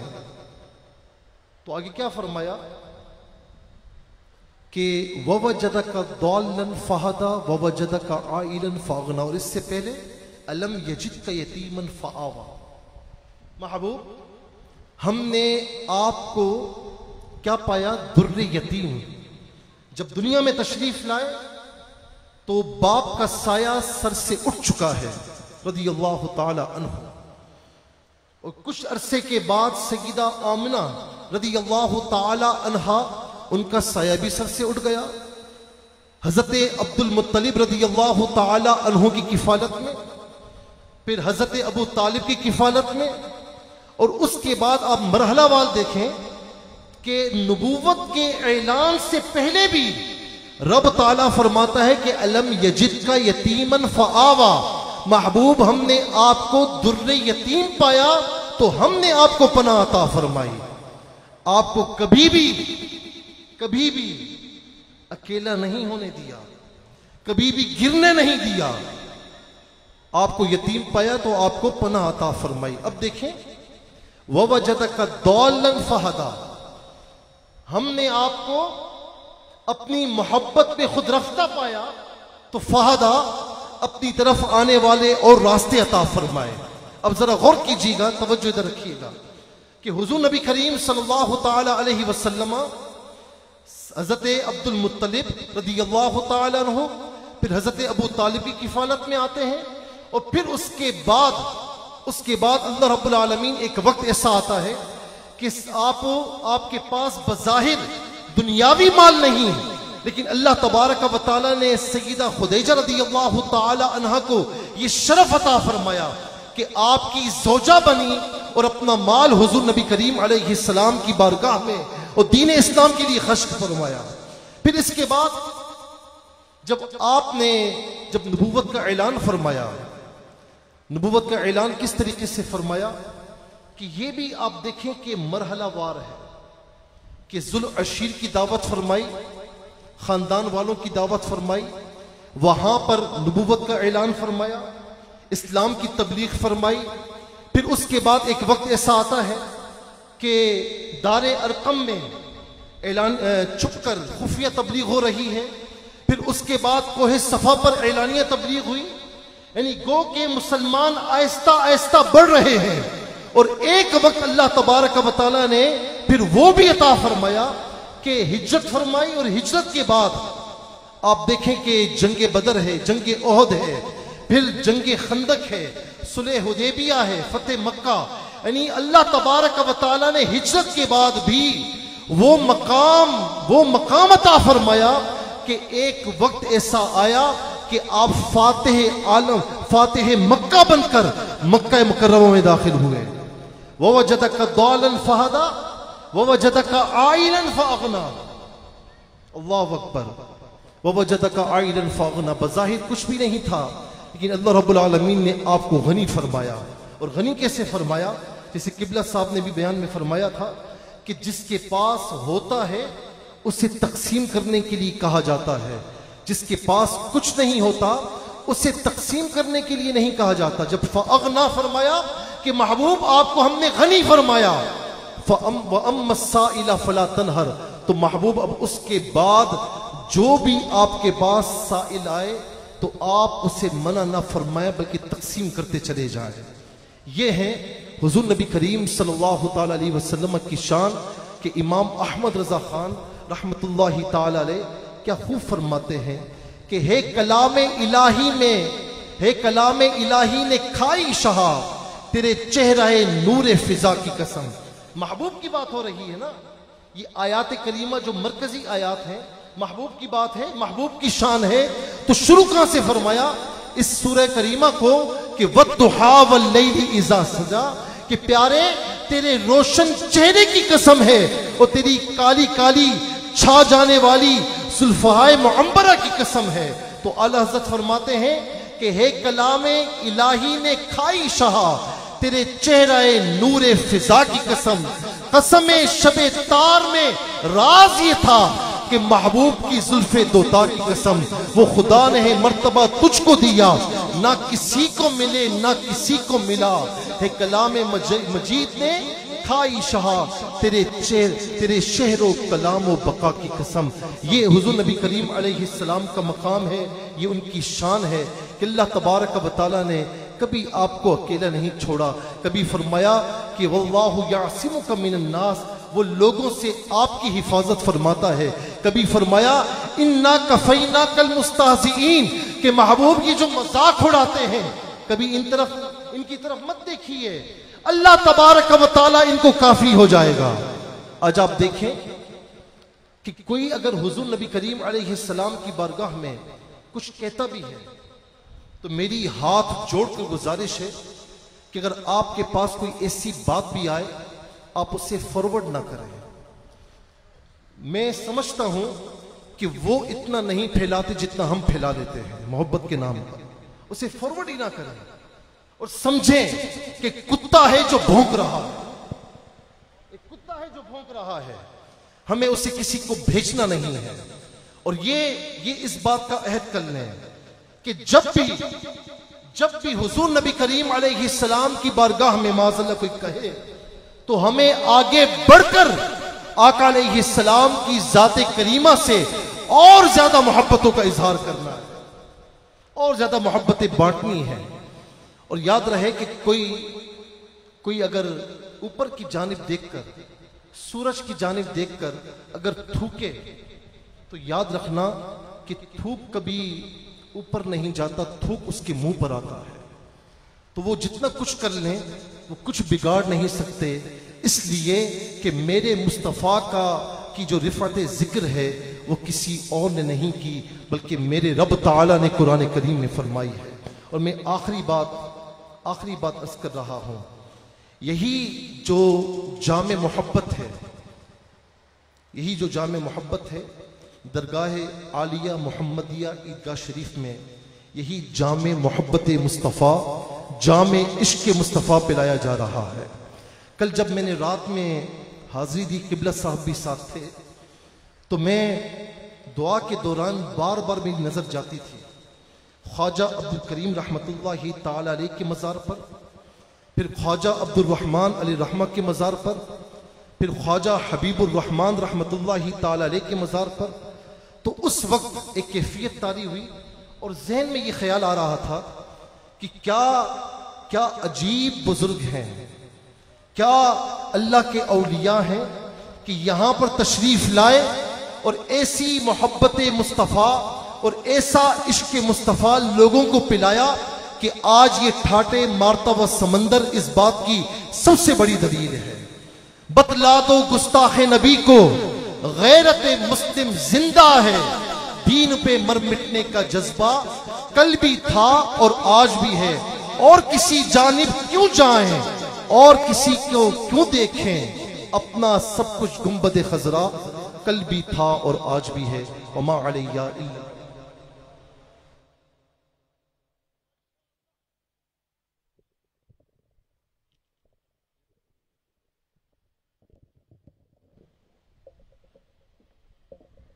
الحمدللہ آج کی محفل میں آپ نے عقیدہ بھی سنا، عقیدہ بھی سیکھا۔ کس خوبصورتی سے قبلہ مفتی صاحب نے بھی عقائد اہل سنت کی، قبلہ مفتی اعظم پاکستان نے عقائد اہل سنت کی وضاحت فرمائی۔ شروع میں عقیدہ رسالت کے اوپر بھی آپ لوگوں نے خوبصورت مضبوط عقیدہ سیکھا۔ عقیدہ سمجھ میں آیا نا؟ ہاتھ اٹھا کے اس پہ ہاتھ اٹھانے چاہیے۔ اصل میں عقیدہ سمجھ میں آیا، اس کو یاد رکھو گے، اس کو آگے لے کے جاؤ گے، اس عقیدے کو چھوڑنا نہیں ہے۔ لیکن یاد رکھیے گا، اس محفل کے اعلان پر اور بھی بات ہمیشہ بتائی گئی تھی کہ یہ عقیدہ تو آپ نے سنا، نعت شریف بھی آپ نے سنی، اس پہ آپ نے الحمدللہ حضور کی محبت بھی دلوں میں بڑھائی، لیکن جو اصل کام ہے، جو اصل خدمت دین ہے، جو اصل لوگوں کو رسول اللہ صلی اللہ علیہ وآلہ وسلم کے ساتھ جوڑنے کا سلسلہ ہے، وہ یہ ہے کہ آپ اپنے بچوں کو دین کا عالم بنائیں۔ جہاں عیدگاہ شریف میں آغاز ہوا، ہم نے آپ سے کہا کہ یہاں اپنے بچوں کو بھیجیں، اور ابھی بھی کہتے ہیں، ابھی بھی داخلے کھلے ہوئے ہیں، اگلے تقریباً 10 دن تک داخلے المعہد المحمد العالی کے کھلے رہیں گے۔ آپ حضرات اپنے بچوں کو ضرور یہاں بھی بھیجیے عالم بننے کے لیے۔ لیکن یہ عیدگاہ شریف کے یہاں بیٹھے یا اس وقت جہاں بھی پوری دنیا میں سنا جا رہا ہے، سب سنگیوں کے اوپر ذمہ داری ہے کہ آپ اس ادارے کی شاخ اپنے اپنے علاقوں میں قائم کریں، اپنے اپنے گاؤں میں قائم کریں، اپنے اپنے شہروں میں قائم کریں، اپنے اپنے ملکوں میں یہ سلسلہ عام کریں، اور اپنے بچوں کو ہمارے پیر خانے پہ ہماری جان بھی قربان، اولاد بھی قربان، یہ خالی الفاظ کی حد تک نہیں۔ اگر آپ کو واقعتاً خانقاہ سے اس انداز میں محبت ہے جو کہ جس کا آپ ہمیشہ ثبوت دیتے ہیں، تو اب آپ کو یہ ٹاسک دیا جا رہا ہے، آپ کے علاقوں میں ادارے قائم ہونے چاہیے۔ آپ کے علاقوں میں اب آپ کی ساری مصروفیات اور سارے جو زور ہے وہ یہ ہونا چاہیے کہ میں نے اپنے گاؤں میں، میں نے اپنے شہر میں، میں نے اپنے ملک میں، جس کا عیدگاہ شریف میں آغاز ہوا ہے درس نظامی کے مدرسے کا، اس کا آغاز کرنا ہے۔ اپنے بچوں کو عالم بنائیں، اپنے بچوں کو دین کا سپاہی بنائیں، تاکہ وہ سال میں ایک دفعہ نہیں، مہینے میں ایک دفعہ نہیں، ربیع الاول شریف میں ایک دن نہیں، بلکہ ساری زندگی دین کا سپاہی بنے، عقیدہ درست رکھے، صرف جو ہے وہ بات کی حد تک نہیں، زبان کی حد تک نہیں، بلکہ حقیقتاً ایسا دین کا عالم بنے کہ لاکھوں لوگوں کو رسول اللہ علیہ السلام کے ساتھ جوڑنے کا باعث بنے۔ عیدگاہ شریف میں جب مدرسے کا آغاز ہوا، میری تو خواہش پہلے بھی یہی تھی کہ اس کی پہلی کلاس، پہلا سبق جو ہے وہ قبلہ مفتی اعظم پاکستان مفتی منیب الرحمن صاحب ہی ارشاد فرمائے، لیکن کیونکہ 12 ربیع الاول کا روز تھا، حضرت کی یقیناً بے حد مصروفیات ہوتی ہیں اس دن، تو آج الحمدللہ حضرت 125ویں عالمی یا رسول اللہ صلی اللہ علیہ وآلہ وسلم کانفرنس بھی ہے، خوبصورت دن ہے، خوبصورت شخصیات تشریف فرما ہیں۔ تو میں قبلہ مفتی اعظم پاکستان مفتی منیب الرحمن صاحب مدد اللہ العالی سے گزارش کروں گا کہ مائک آپ کی خدمت میں جب پیش کیا جائے گا، جو نئی کلاس ہے وہ بچے پیچھے بیٹھے ہیں، ان کو آپ پہلا سبق ارشاد فرما دیں گے، اور 10 دن ابھی مزید داخلے کھلے ہوئے ہیں۔ ایک بات بڑے غور سے آپ سماعت فرما لیجئے، یہاں بیٹھے ہوئے حضرات اور پوری دنیا میں سننے والے ناظرین، ایک بات بہت غور سے میری طرف توجہ رکھیے، پوری توجہ آپ کی میری طرف ہو۔ جو کچھ دن پہلے پڑوسی ملک میں حضور علیہ السلام کے بارے میں توہین امیز الفاظ کہے گئے، نفرت انگیز جملے کہے گئے، ہاتھ اٹھا کے ہم اس کی شدید مذمت کرتے ہیں، ہم اس کی شدید مذمت کرتے ہیں۔ ہم ہر چیز برداشت کر سکتے ہیں لیکن اپنے نبی علیہ الصلوۃ والسلام کے بارے میں ایک جملہ بھی برداشت نہیں کر سکتے۔ ہماری عزتیں ہمارے نبی کی نالین پہ قربان، ہمارے ماں باپ ہمارے نبی کے قدموں پہ قربان، ہماری اولادیں ہمارے نبی علیہ الصلوۃ والسلام کے قدمین شریفین پہ قربان۔ یہ گدیاں، یہ دستاریں کسی کام کی نہیں ہے اگر رسول اللہ صلی اللہ علیہ وآلہ وسلم کی عزت کی بات نہ ہو سکے۔ ہمارے اکابر کو جو عزت ملی، ہمارے بزرگوں کو جو عزت ملی، وہ ان کی ذات کی وجہ سے نہیں ملی، وہ رسول اللہ علیہ السلام کی نسبت کی وجہ سے ملی ہے۔ آج اگر دنیا ہماری عزتیں کرتی ہے تو ہماری ذات کی وجہ سے نہیں کرتی، نسب کی وجہ سے ہی نہیں کرتی، بلکہ نسبت مصطفیٰ علیہ السلام کی وجہ سے کرتی ہے۔ میں اکابرین کو سٹیج پہ تکلیف نہیں دوں گا لیکن مجمع کو کہوں گا ایک بار کھڑے ہو کے ہاتھوں کو اٹھا کے پوری دنیا میں یہ پیغام دو کہ ہم کچھ بھی برداشت کر سکتے ہیں لیکن رسول اللہ علیہ السلام کے بارے میں توہین کا ایک جملہ بھی برداشت نہیں کر سکتے۔ ہمارا سب کچھ ہمارے نبی علیہ السلام پر قربان ہو، اور یقیناً ہم شدید مذمت کرتے ہیں اور ہم اس ملک سے مطالبہ کرتے ہیں یقیناً، کیونکہ ریاستی سطح پہ توہین کی گئی، ریاست کے ایک نمائندے نے، حکومت کے ایک سپوکس پرسن نے جو ہے وہ توہین کی ہے۔ ریاستی سطح پر اس میں معافی مانگی جانی چاہیے، ریاستی سطح پر اس میں معذرت کرنی چاہیے، ریاستی سطح پر اس میں معافی مانگی جانی چاہیے۔ اس کائنات میں یاد رکھنا سب سے بڑے لیڈر کا نام محمد الرسول اللہ صلی اللہ علیہ وآلہ وسلم ہے۔ 2 ارب کے قریب لوگ ہیں جو مصطفیٰ علیہ السلام کو اپنی جان سے زیادہ پیارا جانتے ہیں، اپنے والدین سے پیارا جانتے ہیں، اپنی اولاد سے زیادہ پیارا جانتے ہیں۔ یہاں ہیومن رائٹس تمہیں نظر نہیں آتے، یہاں تمہیں ہیومن رائٹس کی بات نظر نہیں آتی، یہ ہمارا حق ہے کہ ہم مطالبہ کریں۔ 2 ارب لوگ جو اس وقت دنیا میں بستے ہیں، ان کے آقا و مولا، ان کے نبی، ہمارے آقا، ہمارے ملجا و ماوا، کائنات کے مالک و مختار سیدنا محمد رسول اللہ صلی اللہ علیہ وآلہ وسلم کے بارے میں جس نے نازیبہ کلامات کہے وہ حکومت معافی مانگے اور معذرت کرے، کیونکہ رسول اللہ علیہ السلام سے بڑھ کر ہمیں کائنات میں اور کوئی نہیں ہے۔ نعرہ تکبیر، نعرہ رسالت، نعرہ رسالت، نعرہ رسالت، نعرہ رسالت۔ تشریف رکھیے۔ میں گزارش کروں گا اگر حضور والا کھڑے ہی رہیں اور میں شیخ کامل یہ مائک آپ کی خدمت میں پیش کیا جائے اور پیچھے جو بچے ہیں، طلباء ہیں پہلی کلاس کے، وہ اگر کھڑے ہو جائیں تو قبلہ مفتی صاحب ان کو پہلا سبق ارشاد فرمائیں۔ باقی تشریف رکھیے۔ ماشاءاللہ قبلہ صاحبزادہ عدنان قادری صاحب مدد اللہ علیہ تشریف لائیں۔ آپ لوگ ایسا کریں 1 منٹ کے آگے آ جائیں، آگے مفتی صاحب کے آگے تشریف لائیں۔ ایک تو میں قبلہ پیر صاحب اور صاحبزادہ صاحب کا شکریہ ادا کرتا ہوں کہ انہوں نے یہاں ادارہ قائم کیا، اور میں ایک عرصے سے ان سے کہہ رہا تھا، میں یہ بھی کہوں گا کہ یہ دینی مدرسہ بھی ہو اور ساتھ میٹرک تک اسکولنگ کا بھی اعلیٰ انتظام ہو، تاکہ اور یہ جو حضرات بیٹھے ہوئے ہیں اس آستانے سے وابستہ، ان سے کہوں گا کہ اللہ تعالیٰ نے آپ کو جو نعمت اولاد دی ہے اس میں سے کچھ بچوں کو یا کم از کم ایک کو دین کی تعلیم کے لیے وقف کریں اور اپنا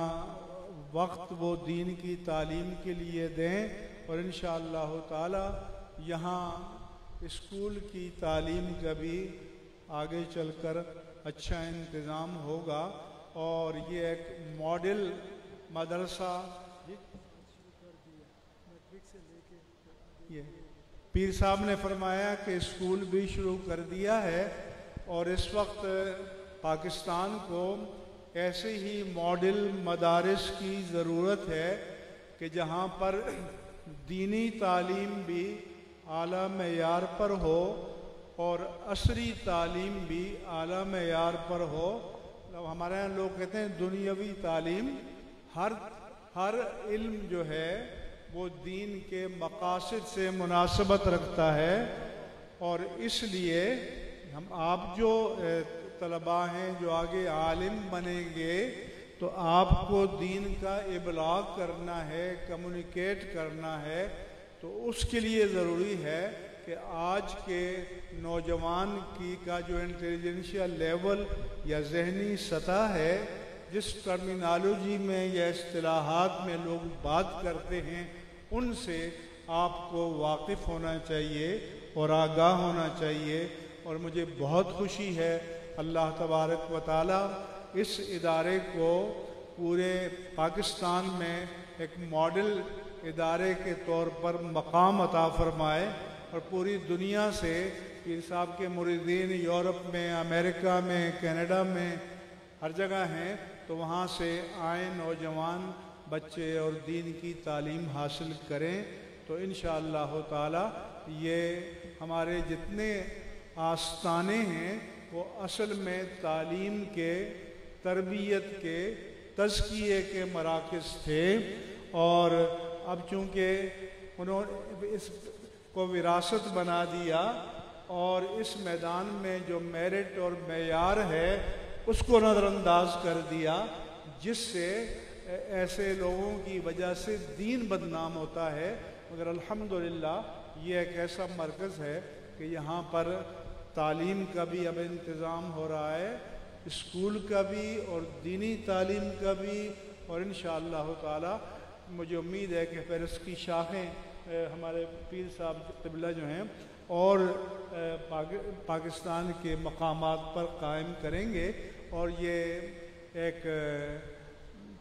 چاہے پیر صاحب کے نام پر ہو یا حسان حسیب الرحمان کے نام پر ہو،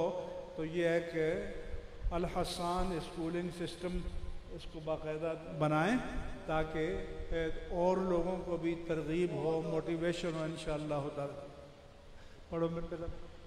بسم اللہ الرحمن الرحیم۔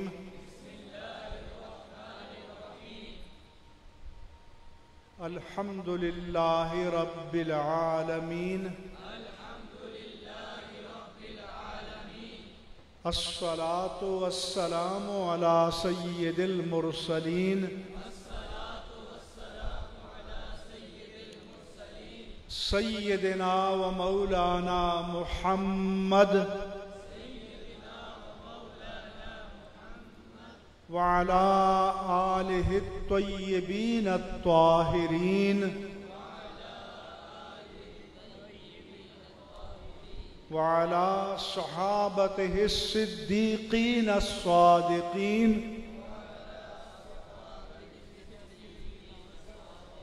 وعلى كل من تبعهم بإحسان إلى يوم الدين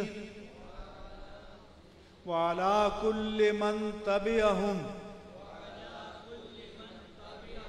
بإحسان إلى يوم الدين رب يسر ولا تعسر وتمم بالخير وكمل بالخير يا فتاح وبك نستعين اللهم رب زدني علما اللهم إني أعوذ بك من علم لا ينفع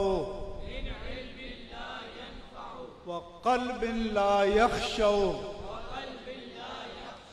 ونفس لا تشبع۔ دعا کریں یا رب العالمین، یہ طلباء جو یہاں تعلیم حاصل کر رہے ہیں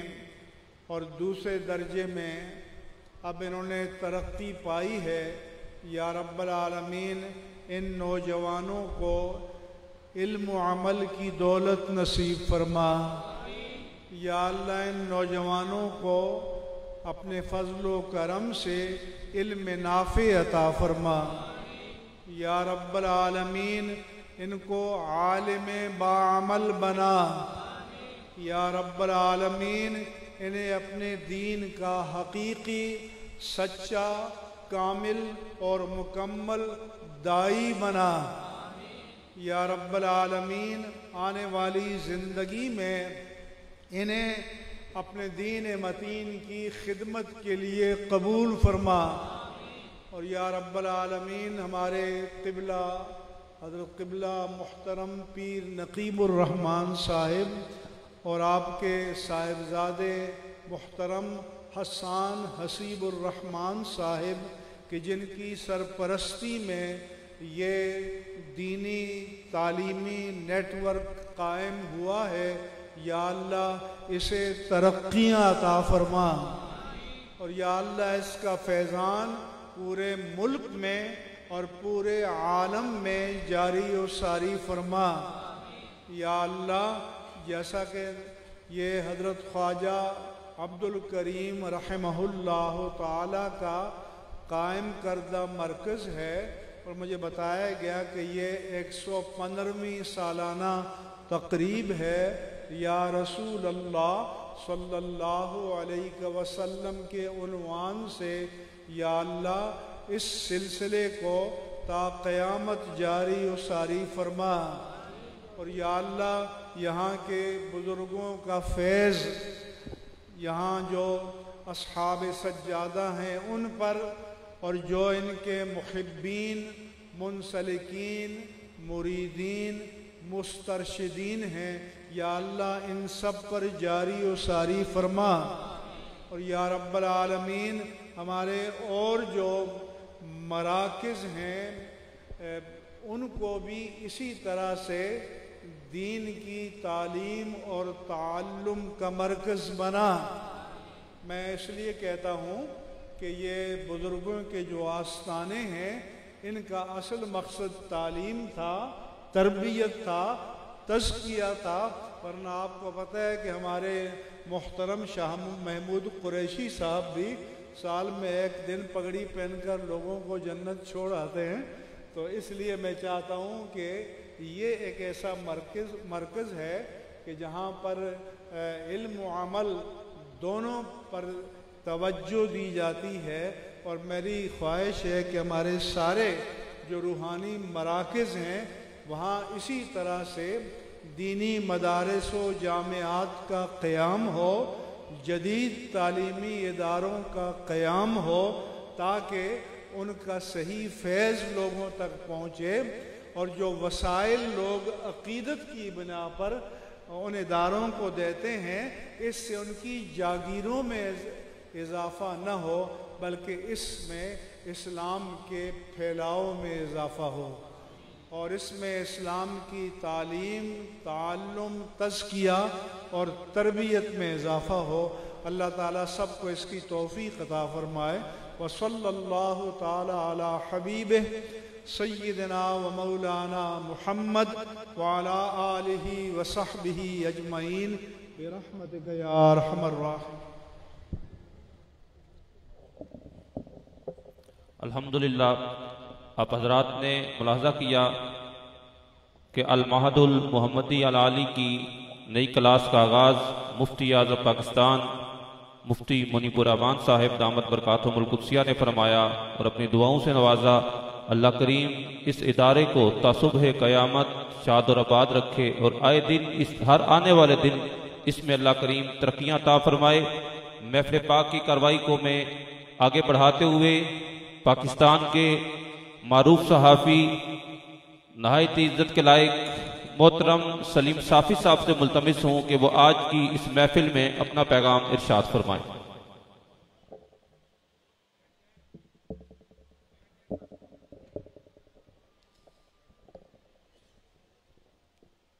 بسم اللہ الرحمن الرحیم، نحمدہ ونصلی علی رسولہ الکریم صلی اللہ علیہ وآلہ وسلم۔ قابل صد احترام حضرت پیر نقیب الرحمان صاحب مدظل علیہ، جناب میرے بھائی قبلہ حسان حسیب الرحمان صاحب، مفتی اعظم پاکستان، اور اسٹیج پہ تشریف فرما علماء کرام، مشائخ عظام اور گدی نشین، اور میرے سامنے تشریف فرما عاشقان رسول، سب سے پہلے آپ سب کو السلام علیکم ورحمۃ اللہ وبرکاتہ۔ اور میں انتہائی مشکور ہوں حضرت صاحب کا اور قبلہ صاحب کا کہ انہوں نے اس عظیم الشان تقریب میں اور عظیم لوگوں کی تقریب میں ہم جیسے طالب علموں اور گناہگاروں کو شرکت کی سعادت کا موقع فراہم کیا، اور ہر موقع پہ میری قبلہ صاحب سے ایک ہی لڑائی ہوتی ہے کہ ان جیسی ہستیوں کی موجودگی میں جو علم کے بھی سمندر ہیں، جو روحانیت کے بھی سمندر ہیں، تو اب حضرت مفتی منیب الرحمان صاحب جیسی شخصیت کے خطاب کے بعد گفتگو کرنا مجھے تو بڑی بے ادبی محسوس ہوتی ہے، اور میں ان سے یہی عرض کرتا ہوں کہ ان جیسی شخصیات کی موجودگی میں، کیونکہ ہم ان کے خاک پا کے برابر بھی نہیں ہے، عمل کے لحاظ سے بھی اور علم کے لحاظ سے بھی، اگر وہ سمندر ہیں تو میں قطرہ بھی نہیں ہوں، تو میرا کوئی جواز نہیں بنتا۔ لیکن ایک تو اللہ کے پاک نبی صلی اللہ علیہ وسلم کے نام پہ تقریب ہوتی ہے،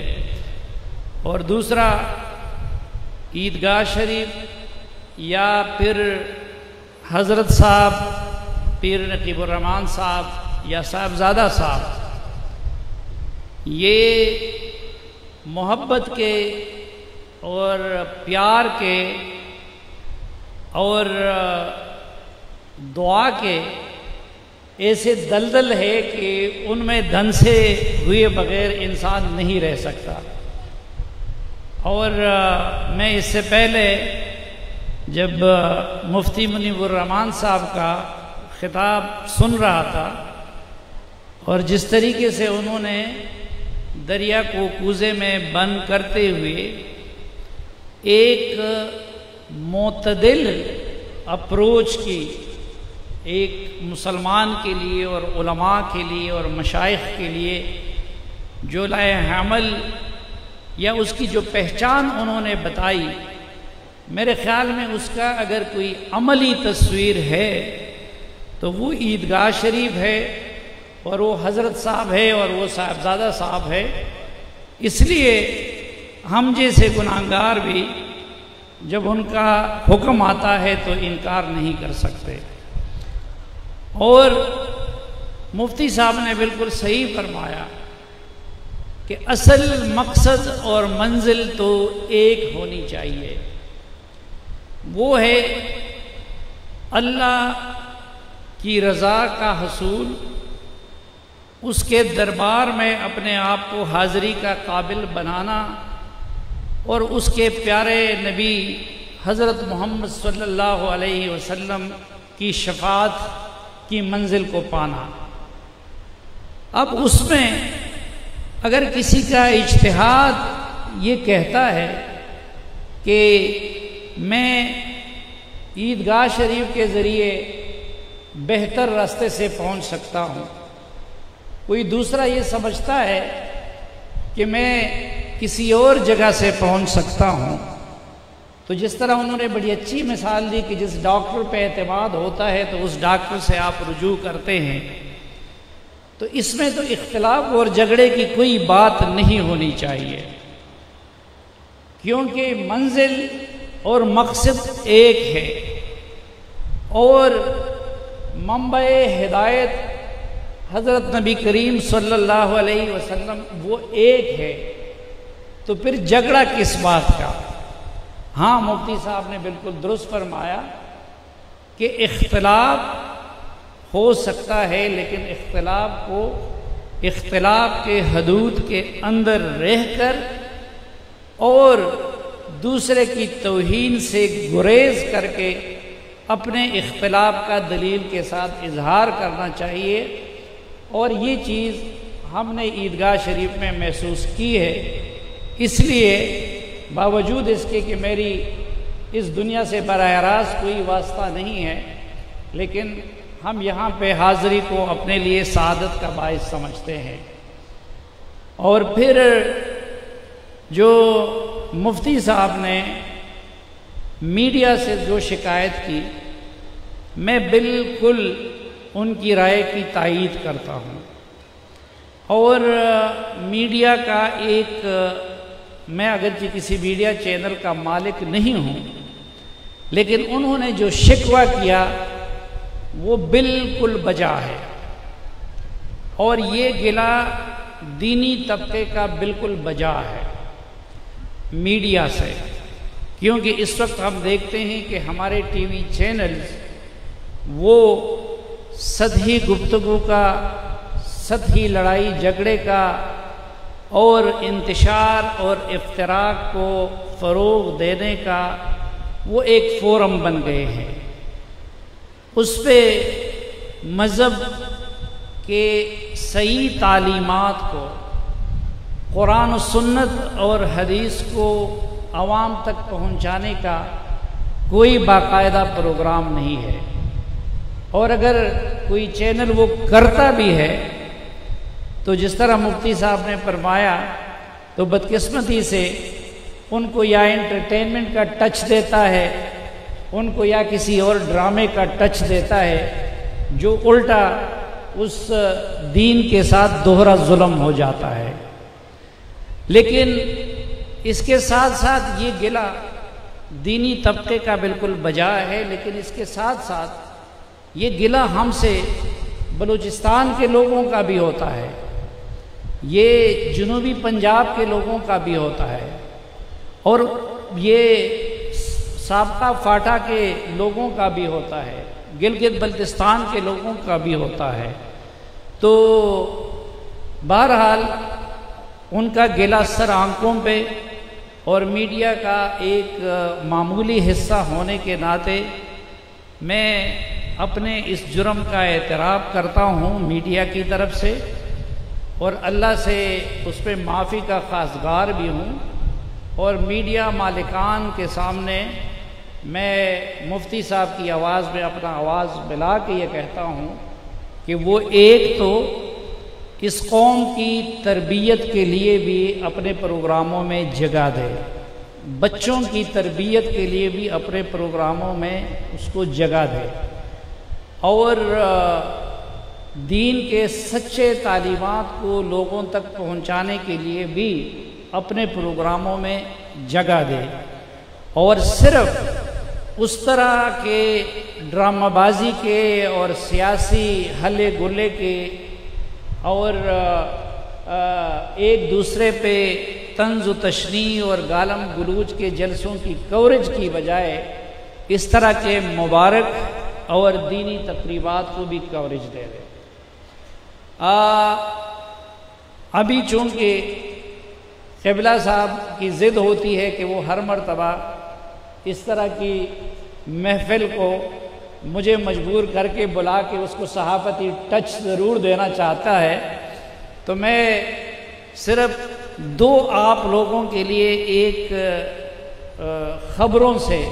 اپنی گفتگو کا اختتام کرنا چاہتا ہوں۔ ایک خبر جو ابھی میں نے مفتی صاحب اور ان کے ساتھ شیئر بھی کی، اور جو ہر عاشق رسول کے لیے خوشی کا باعث ہونا چاہیے، وہ یہ کہ شہباز شریف کے مدینہ مبارکہ کے منورہ کے زیارت کے موقع پہ جن لوگوں نے وہاں پہ شرارت کی تھی، تو اس میں ایک کو آج جس نے ویڈیو بنائی تھی اور عام کی تھی، تو ایک پاکستانی کو 3 سال قید اور 10,000 جرمانے کی سزا مل گئی ہے۔ اور یہی ہم چاہتے ہیں کہ اگر پاکستان کے اندر بھی اس طرح کے معاملات پہ سزا و جزا ہو تو پھر کوئی قانون ہاتھ میں نہیں لے گا۔ دوسری بات جو مفتی صاحب کی بات کو میں تھوڑا سا آگے بڑھانا چاہتا ہوں کہ مفتی صاحب میں سمجھتا ہوں کہ وہ لبرل اور اعلیٰ تعلیم یافتہ نہیں بلکہ شاید وہ پڑھا لکھا جاہل ہے جو اس دور میں بھی انبیاء کرام کے معجزات کا انکار کرے یا جو واقعہ معراج کا انکار کرے، کیونکہ آج سے 1400 سال پہلے شاید اس بات کو ہضم کرنا ان کے لیے مشکل تھا، لیکن آج جب وہ دیکھتا ہے کہ ہوا میں بے جان جہاز اڑ سکتے ہیں، جب آپ کے لوگ جا کے مریخ اور دوسری دنیا پہ اپنی بستیاں بسا رہے ہیں راکٹوں کے ذریعے، تو وہ کون سا پھر جاہل ہوگا کہ جو ان سب کچھ کے ہوتے ہوئے یہ تو اس دنیا میں ایک دوسری شکل میں اللہ تعالیٰ نے لوگوں کو واقعہ معراج دکھا دیا کہ ہاں یہ بھی ہو سکتا ہے۔ یا آج سے 1400 سال پہلے شاید ایک بندے کے سامنے آپ اگر یہ بات کرتے کہ بھائی امریکہ میں بیٹھا ہوا یہاں کا ایک بندہ آپ سے براہ راست بات کر رہا ہوگا، آج یہ یوٹیوب، یہ کیمرہ، یہ واٹس ایپ، یہ ساری چیزیں تو میرے نبی صلی اللہ علیہ وسلم کے یا انبیاء کرام کے معجزات کی اور قرآن کے احکامات کی تصدیق کے لیے کافی ہے۔ تو جو لوگ پڑھے لکھے ہو کے یا جدید دنیا سے باخبر ہو کے بھی ان چیزوں کا انکار کرتے ہیں، میرے خیال میں نہ وہ لبرل ہے نہ وہ پڑھے لکھے ہیں بلکہ وہ جاہل ہے۔ دوسری بات جس کا قبلہ صاحب نے ذکر کیا اور وہ یہ تھا کہ جو انڈیا میں جو کچھ ہوا ہے، میرے خیال میں جو مفتی صاحب نے بالکل درست بتایا ہے کہ قومیں جو قیادت بناتی ہے، جو علماء بناتے ہیں،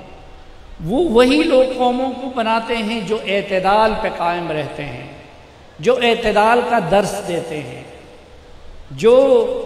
عیدگاہ کی طرح کے مراکز بنا لیتے ہیں کہ ادھر سیاستدان بھی آ سکے، ادھر مجھ جیسا گناہگار صحافی بھی آ سکے خوشی سے، جدھر دیوبندی بھی آ سکے، جدھر کسی اور مسلک کا بندہ بھی آ سکے۔ لیکن جو لوگ وہ کسی بھی مسلک سے ہو، وہ کسی بھی مذہب سے ہو، وہ انتہا پسندی کا رستہ اپناتے ہیں تو وقتی طور پر تو ان کو بڑی پذیرائی ملتی ہے، لیکن لانگ ٹرم میں جا کے وہ اپنی قوم اور ملک کو تباہ کر کے رکھ دیتا ہے۔ ابھی تک نریندر مودی جو کچھ کر رہا تھا وہ مسلمانوں کی توہین کر رہا تھا۔ اب مسلمانوں کی توہین، مسلمانوں میں بھی تو مجھ جیسے گناہگار لوگ بھی ہوں گے، شاید اللہ اس کو برداشت کر لے، لیکن اپنے نبی کریم صلی اللہ علیہ وسلم کی توہین کو اس کائنات کے رب کبھی برداشت نہیں کریں گے۔ اس لیے میں سمجھتا ہوں کہ بی جے پی نے اپنے توہین کا سلسلہ آقا نامدار صلی اللہ علیہ وسلم تک بڑھا کے ہندوستان کی تباہی کی بنیاد رکھ دی ہے، اور اس پہ اگرچہ باقی ماضی کی بنسبت پاکستان کی حکومت کا بھی اور عرب دنیا کی حکومتوں کا بھی سخت رد عمل آیا ہے اور کچھ بائیکاٹ کا فیصلہ بھی کچھ جگہ سے ہوا ہے، اس پہ ہم سب کو سعودی عرب، قطر، UAE، ایران، جو کوئی بھی ہو اس کی تحسین ہم کرتے ہیں، لیکن ہم سمجھتے ہیں کہ یہ کافی نہیں ہے۔ ابھی تک وہ صرف مسلمانوں کی توہین کر رہا تھا، اب وہ وہاں تک گیا ہے۔ اگرچہ جس طرح مفتی صاحب نے فرمایا کہ ان دو چیزوں کی ذمہ داری اللہ نے اپنے ذمہ لے رکھی ہے، ایک قرآن کی حفاظت کا اور دوسرا ورفعنا لک ذکرک، کہ ان کا ذکر بلند ہوگا، ہم جیسے گناہگار سامنے آئے یا نہ آئے۔ لیکن نریندر مودی اور بی جے پی نے اب جو کچھ کیا ہے تو ہم سب مسلمان ان سے تڑپ اٹھے ہیں، لیکن اب کوئی کچھ کرے یا نہ کرے، وہ ہندوستان اس مودی کے ہاتھوں اور اس عظیم ہستی صلی اللہ علیہ وسلم کی توہین کی جرت ناپاک جسارت کرنے والے کے ہاتھوں یہ ہندوستان اب ٹکڑے ٹکڑے ہو کے رہے گا اور بچ نہیں سکے گا۔ میں ایک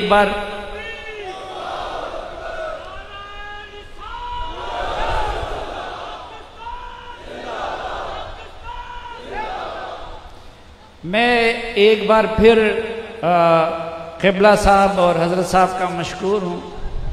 اور ساتھ یہ التجا کروں گا کہ اس وقت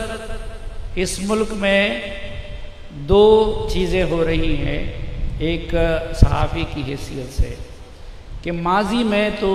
صرف پاکستان کو اپنے دشمنوں کی سازشوں کا سامنا تھا، لیکن اب ایک تو یہ ہے کہ سی پیک کی وجہ سے چین کے دشمن بھی ہمارے خلاف ایکٹیو ہو گئے ہیں۔ دوسرا، پہلے امریکہ کی کوئی نہ کوئی ضرورت تھی افغانستان کے کنٹیکسٹ میں، اس لیے اس کی ضرورت ختم ہو گئی ہے، وہ افغانستان سے اور یہاں سے رسوا ہو کے جا چکا ہے۔ تو پاکستان کے خلاف ان سازشوں کا سلسلہ بڑا تیز ہو گیا ہے، اور اس میں سب سے بڑا کام یہ کیا جا رہا ہے کہ پاکستانی قوم کو مختلف بنیادوں پہ تقسیم کیا جائے، طبقاتی بنیاد پہ، ادارہ جاتی بنیاد پہ، لسانی بنیاد پہ، لیکن بدقسمتی سے سب سے بڑا جو ٹارگٹ ہے وہ یہ ہے کہ مذہبی اور مسلکی بنیادوں پہ ہمیں تقسیم کر دیا جائے۔ اور جس طرح مفتی صاحب نے صحیح فرمایا کہ اس ملک میں بدقسمتی یہ ہے کہ جس کا کام اسی کو ساجے پہ ہم نہیں چلتے۔ مفتی صاحب نے درست فرمایا کہ ہم ان کا ایک بیپر بن کے پھر مجھ جیسا اینکر مفتی بن جاتا ہے۔ تو ایک تو یہ ہے کہ جس کا جو کام ہے وہ نہیں کر رہا، اور جو دوسرے کا کام ہے وہ اس کو دینے چلا ہے۔ کوئی مجھ جیسے صحافی ہے لیکن وہ اپنی صحافت کو چمکانے کے لیے اسلامی ٹچ دے رہا ہے، کوئی جو ہے وہ دوسری طرح کا سیاستدان ہے، امریکہ کے لائن سے آیا ہوا ہے، امریکہ کا مداح خان ہے، ٹرمپ کے ساتھ ملنے پہ جشن مناتا ہے، لیکن آج اپنی سیاسی مقاصد کے لیے وہ اپنی سیاست کو اسلامی ٹچ دینا چاہتا ہے۔ تو یہ جو اپنے ذاتی اغراض اور سیاسی اغراض اور تصویراتی اغراض کے لیے مذہب کو مذہبی ٹچ دے کر استعمال کرنے کی کوشش ہو رہی ہے، وہ کسی بھی طرف سے ہو، کسی بھی لیڈر کی طرف سے ہو، تو اس کے رستے میں دیوار بننا اور اس قوم کو اللہ اور اس کے نبی صلی اللہ علیہ وسلم کے نام پہ یکجا کرنا، یہ آپ جیسے علماء کرام، مشائخ عظام اور گدی نشینوں کا کام ہے۔ ہم گناہگار ہو کے اپنی دانست اور اپنی استطاعت کے مطابق دامے در میں سکنے، اس میں انشاءاللہ آپ کے دست بازو بنیں گے، لیکن ظاہری بات ہے کہ رہنمائی آپ لوگوں نے کرنی ہے، رستہ آپ لوگوں نے دکھانا ہے، اور روڈ میپ ہی آپ لوگوں نے بنانا ہے۔ میں اگر کوئی بات تلخ منہ سے نکلی ہو، ناگوار گزری ہو، اس کے لیے آپ سب عاشقان رسول سے معافی کا خواستگار ہوں، اور میری دعا ہے کہ ایک خصوصاً یہاں پہ جو آج باقاعدہ ایک درسگاہ کی بنیاد رکھی گئی، تو اس کی کامیابی کے لیے دعا گو ہوں، اور مفتی صاحب نے بالکل درست نصیحت کی کہ اس وقت اس ملک کو ایسے لوگوں کی ضرورت ہے کہ جو دین کو بھی جانتے ہو اور دنیا کو بھی جانتے ہو. تو میرے خیال میں اگر یہاں پہ یہ اہتمام ہو اور پھر اس کی مزید شاخیں ہوں کہ جس میں دین و دنیا کی تعلیم بیک وقت دی جا سکے اور پھر اسی طرح معتدل سوچ اور حضرت صاحب کا اور قبلہ صاحب کا سایہ اس کے اوپر ہو، تو وہ نسل انشاءاللہ اس ملک کے لیے بہت بڑا ایک ترقی کا اور فلاح کا اور امن کا وسیلہ اور ذریعہ بنے گا. تو میں اس کی کامیابی کے لیے دعا گو. بہت شکریہ آپ سب کا.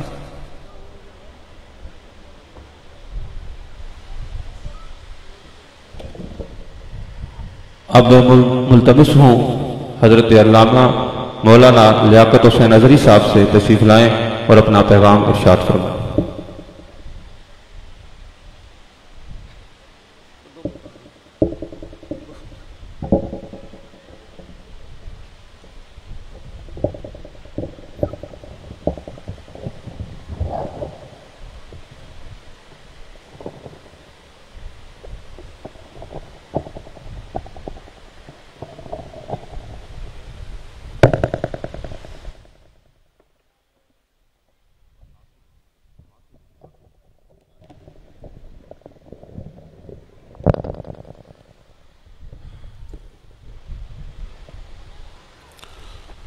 بسم اللہ الرحمن الرحیم.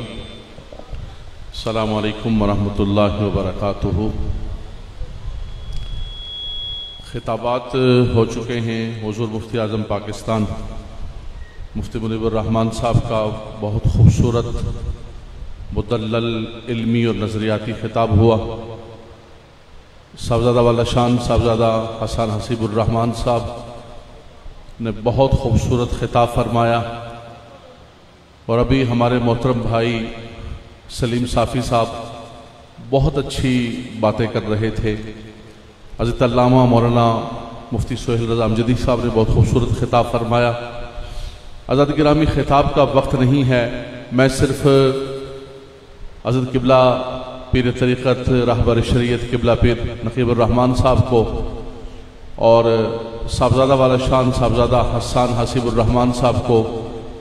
اس خوبصورت جو 125واں پروگرام ہے یا رسول اللہ کانفرنس کا جو ان کے بزرگوں نے شروع کیا اور بحمداللہ تعالی تسلسل کے ساتھ اس چیز کو انہوں نے آگے جاری و ساری کیا. لیکن سب سے بڑھ کر یہ ہے کہ جو ادارے کی بنیاد رکھی ہے اور جو طلبہ ابھی مفتی صاحب کے سامنے آئے اور ربی یسر ولا تعسر وتمم بالخیر کا سبق مفتی صاحب نے پڑھایا، آپ یقین کیجئے یہ اتنا خوبصورت منظر اور اتنا خوبصورت لمحات تھے جنہیں دیکھ کر جو ہے دل خوش ہو گیا کہ یہ بنیادی اور اصل کام ہے. من یرید اللہ بہ خیر یفقہہ فی الدین. اللہ تبارک و تعالی جس سے خیر کا ارادہ فرماتا ہے اسے دین کی سمجھ عطا فرماتا ہے، دین کی فقاہت عطا فرماتا ہے. فقیہ واحد اشد علی الشیطان من الف عابد. اللہ اکبر. یہاں سے بحمداللہ تبارک و تعالی علم بھی لے کر جائیں گے اور تصوف بھی لے کر جائیں گے. ایک صوفی عالم دین ہوگا، اور جیسے مفتی صاحب نے فرمایا کہ عصری تعلیم سے بھی آراستہ ہوگا، تو دنیا کے اندر ایک عظیم الشان جو ہے وہ مبلغین جائیں گے اور دین کا کام کریں گے. میں صرف یہی مبارکباد پیش کروں گا، قبلہ صاحب کو بھی مبارکباد پیش کروں گا، لیکن صاحبزادہ والا شان صاحبزادہ حسان حسیب الرحمان صاحب کو، ہمارے بھائی مفتی محمد عامر صاحب جو ان کے دست و بازو ہیں، ان کو سب دوستوں کو مبارکباد. ناظم تعلیم ہے ماشاءاللہ، ڈاکٹر عمیر محمود صدیقی صاحب ہیں، یہ خوبصورت مشورے دیتے ہیں. ان تمام ساتھیوں کو مبارکباد کہ یہ ایک بڑا عظیم الشان کام ہو گیا. اور جیسے مفتی صاحب نے فرمایا کہ اس کی برانچز جو ہے وہ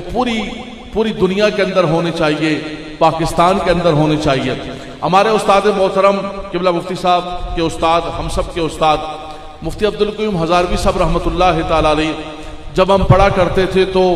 سکولنگ کے بڑے خلاف تھے. کہتے تھے کہ اسکول ہے، بچوں سے اسکول بھیج رہے ہو، کالجیں بھیج رہے ہو، فلاں کر رہے ہو، انہوں ٹائم برباد کر رہے ہو. انہوں نے صرف دین پڑھاؤ. یہی راول پنڈی کے اندر سن 2002 کی یہ ایک ہی بات ہے، مفتی صاحب قبلہ تشریف لائے تو میرے ساتھ گاڑی میں بیٹھے ہوئے تھے، فرمان لگے کہ یار اس وقت ضرورت ہے کہ سکول بڑھائے جان بچے آستے. میں کہ جناب تسی تو سکولوں نے بڑے مخالف سو، تسی تو فرمانا سے سکول نہیں ہونے چاہیے. فرمان لگے نہیں میرا بیٹا، میں اپنا اور قول واپس لینا. اج میرا آخری حکم ہے کہ تسی علماء بھی سکول پڑھاؤ تے بچوں نو دنیاوی عصری تعلیم بھی پڑھاؤ تے بچوں نو دینی تعلیم بھی پڑھاؤ. تو جیسے حضرت نے فرمایا کہ ایک تو مہد کا یہ کام ہے، اس کے ساتھ ساتھ جو ہے حسان اکیڈمی کے نام سے پورے پاکستان کے اندر ایک سکولنگ کا نظام ہے. اس کے اندر معاش بھی ہے،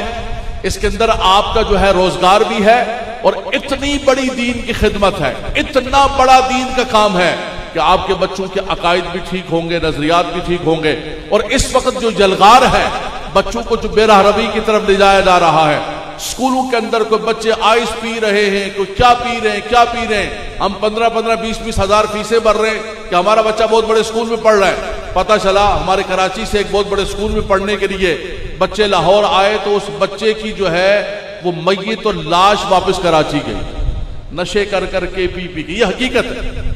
بڑی معذرت کے ساتھ یہ حقیقت ہے. تو مفتی صاحب نے جیسے مشورہ دیا کہ یہ جو کام عیدگاہ سے ہو رہا ہے انشاءاللہ تبارک و تعالی اس کی برکت یہ ہوگی کہ پورے پاکستان سے کام ہوگا. کمگول شریف والے حضرت صاحب بیٹھے ہوئے، چورا شریف والے حضرت صاحب بیٹھے ہوئے، اللہ تبارک و تعالی نے ان کو برکتیں عطا فرمائی. اتنے مرید ان کے، اتنا بڑا کام ہے ان کا انشاءاللہ تبارک و تعالی. اور سب سے بڑی بات یہ ہے کہ گمگول شریف ہو، چورا شریف ہو،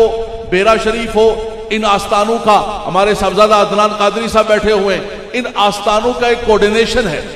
ان کی کوئی مسابقت نہیں ہے، یہ آپس میں کوئی کمپیٹیٹر نہیں ہے کہ جناب تسی کیتا ہے تو میں نہیں کرنا ہے، بلکہ یہ مل کے کام کرتے ہیں. اور انشاءاللہ تبارک و تعالی عیدگاہ نے کیا ہے تو سب دوست مل کے کریں گے انشاءاللہ تبارک و تعالی. اللہ تبارک و تعالی برکتیں عطا فرمائے، رحمتیں عطا فرمائے، عزتیں عطا فرمائے، اس آستانے کو آباد و شاد فرمائے. اسی طرح حضور کا میلاد ہوتا رہے، اسی طرح حضور کا ذکر ہوتا رہے. یہ ذکر کو مٹھانے والے مٹ گئے، مٹتے ہیں، مٹ جائیں گے آدھا تیرے. نہ مٹا ہے نہ مٹے گا کبھی چرچا تیرا، تو گھٹائے سے کسی کے نہ گھٹا ہے نہ گھٹے گا. جب بڑھائے تجھے اللہ تعالی تیرا، ورفعنا لک ذکر کا ہے سایہ تجھ پر، بول بالا ہے تیرا، ذکر ہے اونچا تیرا. اور یہ ذکر اسی طرح رہے گا انشاءاللہ تعالی. حشر تک ڈالیں گے ہم پیدائش ہے مولا کی دھوم، مثل فارس نجد کے قلعے گراتے جائیں گے، خاک ہو جائیں عدو. صافی صاحب نے بڑی پیاری بات فرمائی کہ ٹکڑے ٹکڑے ہو جائیں گے انشاءاللہ، خاک ہو جائیں عدو جل کر مگر ہم تو رضا. دم میں جب تک دم ہے ذکر ان کا مناتے جائیں گے. یہ ذکر اسی طرح جاری و ساری رہے. عیدگاہ والو اللہ تبارک و تعالی، اللہ تبارک و تعالی، اللہ تبارک و تعالی آپ کو برکتیں رحمتیں عطا فرمائے. بالکل اس ملک کے ٹکڑے ٹکڑے ہو جائیں گے جس ملک کے اندر میرے آقا صلی اللہ تعالی علیہ وسلم کی گستاخی کی گئی، حضور علیہ السلام کی بے ادبی کی گئی. وہ یہ سمجھتے ہیں کہ ان کا ملک باقی رہے گا، ان کا ملک باقی نہیں رہے گا، ان کا ملک تباہ و برباد ہو جائے گا، ان کے ملک کے ٹکڑے ٹکڑے ہو جائیں گے. یہ بنیاد رکھ دی ہے انہوں نے گستاخی کر کے، یہ علم بلند کر دیا ہے انشاءاللہ تبارک و تعالی. اور بہت بڑی بات ہے، عالم عرب کھڑا ہو گیا. عالم عرب جن کو یہ سلا چکے تھے بحمداللہ تبارک و تعالی، ان کی غیرت ایمانی کھڑی ہو چکی ہے انشاءاللہ تبارک و تعالی. عیدگاہ والو اللہ تمہیں آباد و شاد رکھے، اللہ تمہیں آباد و شاد رکھے. تم دور دور سے سفر کر کے آئے ہو اس ذکر کے اندر، کہ صدائیں درودوں کی آتی رہیں گی جنہیں سن کے دل شاد ہوتا رہے گا. خدا اہل سنت کو آباد رکھے، خدا ان عیدگاہ والوں کو آباد رکھے کہ میرے آقا کا میلاد ہوتا رہے گا. وآخر دعوانا الحمدللہ رب العالمین. میں التماس گزار ہوں حضرت علامہ مولانا ڈاکٹر عمیر محمود صدیقی صاحب سے کہ آپ بھی اپنے پیغام سے ہم سب کے قلوب و اذہان کو منور فرمائیں.